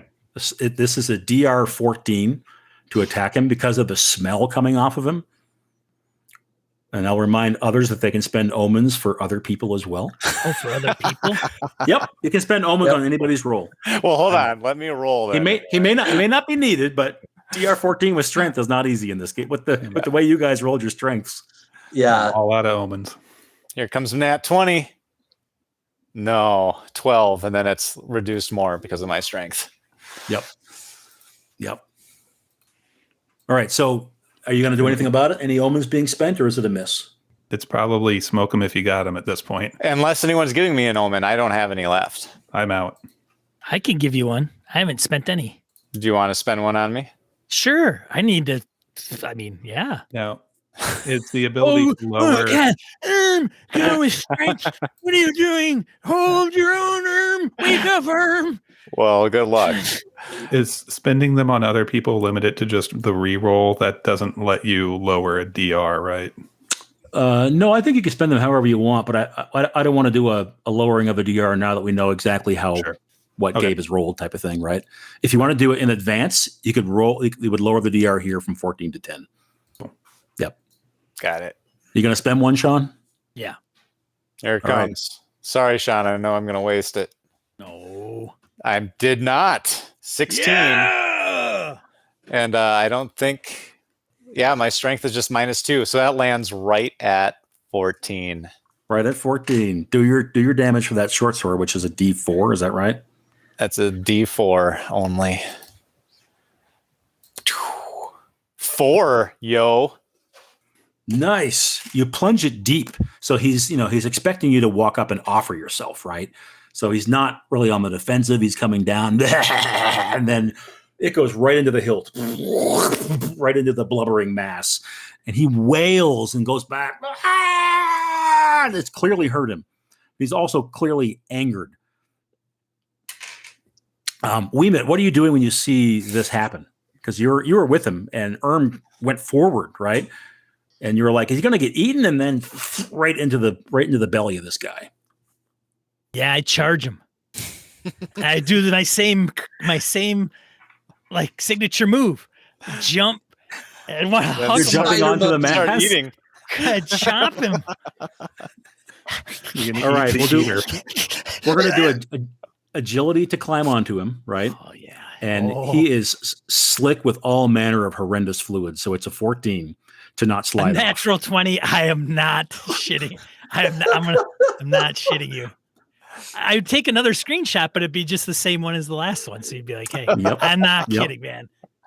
Nice. So let's let that 20 flow into an advantage when you try to bite him, right? So you find the path. Where do you go on him? Do you go around behind him? You go up towards his head? Where do you go? Oh yeah, his head.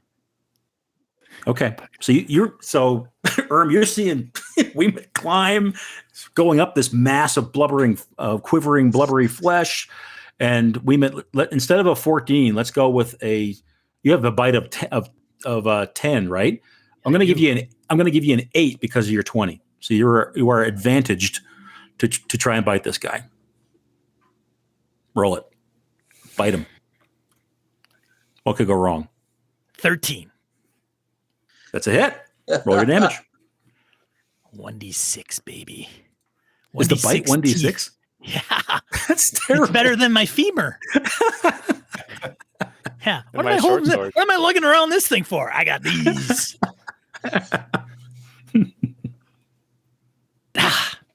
2 points. 2 points of damage. God, All right. I need It's a still 6. it's a big chunk of flesh you take out of not quite his neck, but close to it, like his upper shoulder. So you're up near his head. And it's blood sprays. He howls. Jotna, you've already gone this turn, or have you not gone? I think you did. Was it this turn? I tried getting the actor out. So Jotna hasn't seen any of this happening. As far Correct. as he knows You're heading for the companions got yeah. enamored and are gone, and they're probably dead or worse at this point. So I'm trying to get this shit covered actor cleaned up for his next show. Got it. Got it. Sorry, guys. No, you're playing your character, man. Cowardly. I like it. Yeah. So the idea is I want to get him over to the fountain away from the remaining automata and like get him to drink some of the sweet water. Hopefully that would undo any sort of curse he might be under and try to get out of here. Okay. So I think when the actor sees the water, he like dives into it. He's like, because you remember he's covered head to toe in the stuff. Right. So he's bathing in it. Do you help him get clean, or are you like out of here? I mean, I'm sticking by him because I need him to uncurse my earlobes. Okay. So you hear a thumping sound, and then in the doorway back towards the idol comes the last automaton. It believes it's shown all of you the truth of the idol, and you've seen it. So you're the only one remaining, and it's coming for you next turn. Okay. Right. I think that's an initiative roll. Let's have Mike roll it. Do a D6. Grittr was coming bounding down that hallway. 4. Okay, you guys get to go first. So let's just establish a scene a little bit. We got Urm and Wemut facing off against this monstrous creature who wants to eat you. The actors and others are now filing into the room. They're kind of taking their places, like, who's going to be first to be eaten. Grittr, you busted into the room as well. I'd like you to roll Presence DR 14 to see if you are broken from your enthrallment by seeing this thing. Oh, no. Okay, so Oh, no. you want nothing more than just go up and offer yourself to this beautifully obese, corpulent thing. Right? So this is my primary goal, is to offer myself. How much presence of mind do I have? Aside what? from... What are you thinking? So I took a serving of Jotna's stew. Yes, you did. I also have two more doses of poison. Yes. Do I have enough presence of mind to present the stew first? I think because one of your drives is to sacrifice yourself. Is also to sacrifice myself. Yes. If you tie it in with that, I think you could have presence of mind. If you're planning on doing something, a little more skillful and artful, probably not. Oh, but if this is all wound into your demise, then probably. Then I just clamber right up that beautiful corpulent body. Yep. And crawl into its mouth. All right, so you're heading. You head right down. You push past the people. Do you have anything in your hands? Do you have the stew? Do you have the poison? Or you're hoping you just get consumed here? I would. I don't know. Would it be smarter to have the stuff out, or just Yeah, I'll pull the stuff peas out with the mashed potatoes or not. Yeah, I mix the peas with the entree. mashed potatoes. I kind of poison the stew, and then. So your eyes are glazed as you're making this mash of things. Kind of. Can I put both doses together and just double it up? Of course you can. You can mix and match it all.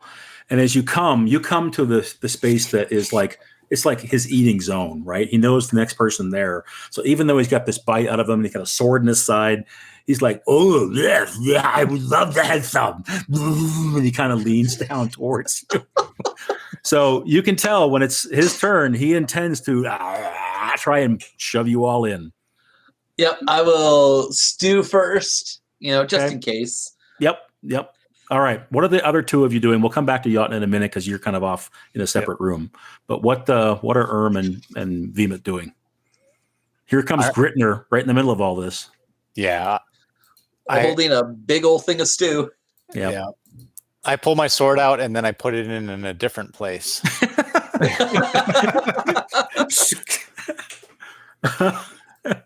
DR 14.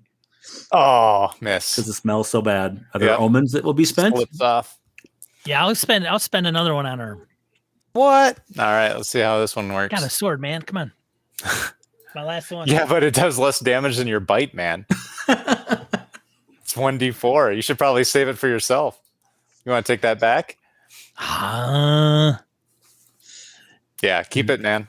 Wemut's Sure. a giver, though. I think you should. All right. Here we go. All right. Your sword just glances off his horrible His hide, blubber. slides off. I just get fat. That's right. Yeah, it actually goes in, doesn't hurt him. Just not a weak point. He's all, didn't hurt.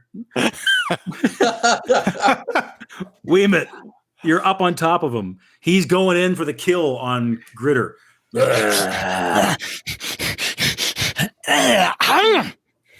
Strength. This time it's a 10. You have to get it right. A 16 minus 3, still a 13. Yeah, baby. Okay. Roll it. You could spend your omen for max damage. Oh, yeah. You could do that. Yeah, I'm going to do that. All right. Wait a minute. Hold on a second, though. Can you if roll I roll first? a natural 20, it would be a crit, right? So can I spend it after the fact and then get max damage to see if I can roll a crit? Say that again. If you roll a max, you've already hit, right?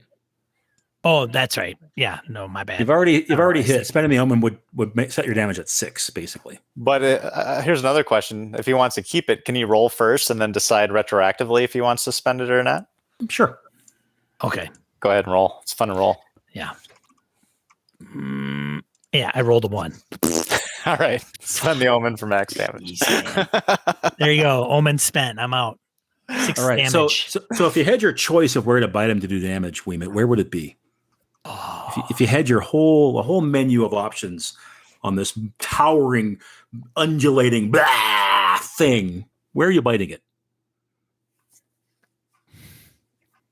The top of his head. Okay. All right. So the teeth come down, and you can see them a close up of his teeth gouge the scalp right down to the bone. So blood is spraying out. What little wisps of hair he had, he howls. Ah, what are you doing up there? And you're on top of his head, like scraping, biting, just all over him. Right. He's wobbling. He's like, blood is flowing down his head from the shoulder wound, from the sword wound. He's not long for this world, but he sure as fuck wants to eat Grittr. So he's gonna go in. That's the both of you, right? Mm-hmm. Jotna, what do you do faced with this automata that's coming for you? And it seems to be coming pretty fast. It's walking, but it's not running, but it's Walking. thump, All right. thump, right towards you. Okay. Has the actor just like climbed into this fountain? He is in the fountain, which is now like cloudy. No longer sweet water. That's unfortunate. Why do you have to be foul, the only clean water on this wretched earth? I'm going to grab him by the arm and run the opposite direction. Okay, so you flee. Yeah, I'm fleeing, trying to get away from this thing. Okay, make me an agility check to see if you can escape before the thing gets up to you. 12 is what you're going after.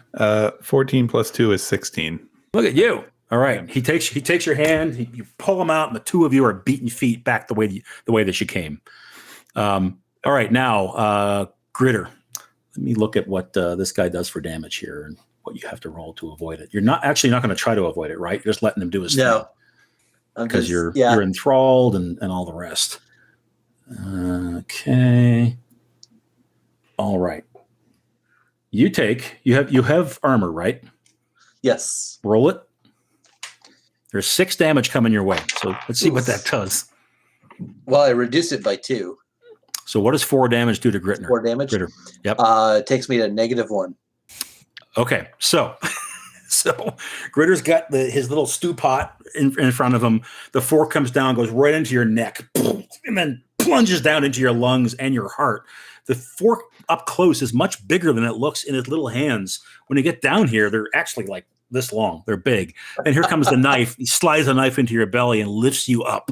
So he's got you by knife and fork, and he's just starts shoving you in. The poison and the stew starts spraying. You see his legs just his jaws are coming down. What does the poison do? Tell me what the poison and the stew do again. The stew causes hours of vomiting. That's right. And a toughness check to be able to do anything else except vomit. Okay. All right. And what about the poison? It makes you sick, right? It's DR12 toughness. It's red poison. It does D10 damage. Roll a D10. I put 2 doses in there. Roll 2D10. I am going to spend my omen and max that. Yeah, baby! All right. So my last omen. Nice.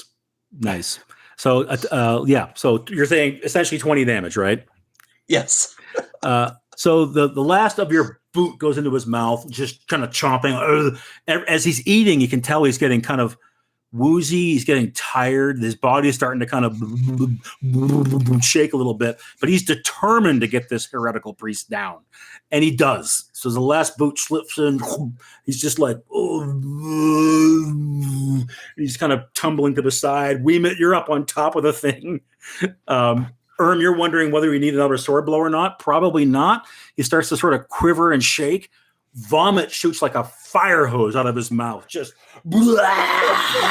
Just comes out like a torrent, including Grittr. Bones, skulls, weapons, all this stuff comes flying out as he sprays the room with it. And then there's just this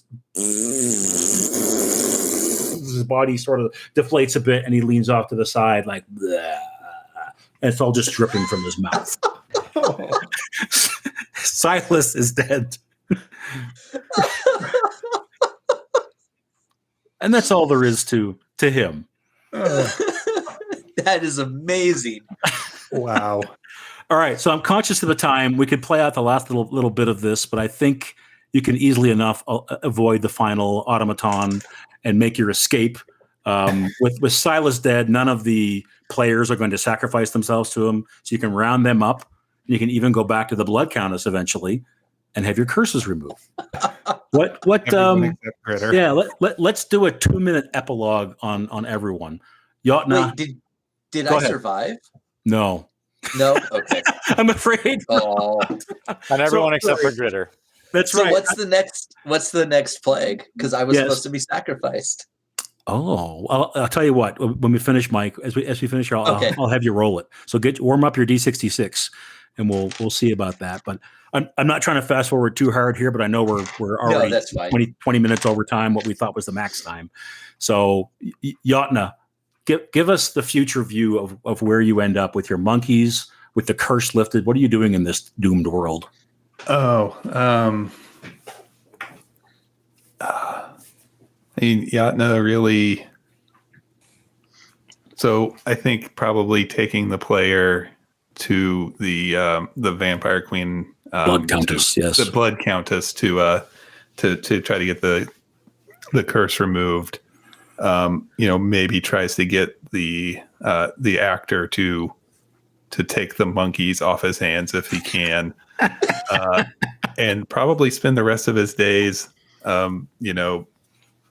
better living through alchemy and trying to ignore how horrible the world is going, just through consumption of recreational drugs. Nice. Urm, do you have any last thoughts about what becomes of you after all this? Oh, it's simple. I return to my cave, but I have one more possession, and it is a little pot, a clay pot with Gritter's teeth in it. Nice. Love it. Wemut, where do we find you after all this? Wemut finds his voice that has his nose back. It comes in like it was originally before it rotted off. Really crooked, probably off to the side anyway. And he looks in the mirror somewhere, polishes and looks at it briefly, and then makes his way out to the streets, brushing himself off with his femur that he uses to kind of help him walk on occasion when his strength gets too weak. Yeah. And he kind of flaunts himself as he walks down the streets, like knowing what has occurred, but still being in the streets and being scum, probably yelling at a fellow scum probably sitting on the curb somewhere on a street, yelling at him, tell him to get off his corner. Nice. Kind of got an ego about him, swagger for some reason, where he didn't have it before. Wemut's a Yeah, badass. beat the street, but it's my corner. Nice. All right. Grittr gets the last say because Gritter's corpse represents another of the prophecies that's going to come true. So roll D66, Mike. Let's see what we get. 14. A 14. And the depths of the underworld shall bring forth flying specters and crawling beasts. In their passing, the worm grows fat, the vulture weary. All right. Perfect. So creatures are coming from the underworld. I think we end up one or two miseries away from the end of everything. And that's MÖRK BORG. Sorry we went long. I apologize for that. No problem. I'm happy with how that ended. I hope you Yeah. you guys enjoyed that. Thumbs up, thumbs sideways. What do you think? Thumbs up. Fantastic. That was good. Thanks, Sorry for the Harrigan. grossness. Yeah. Sorry for the grossness. All right. I warned you.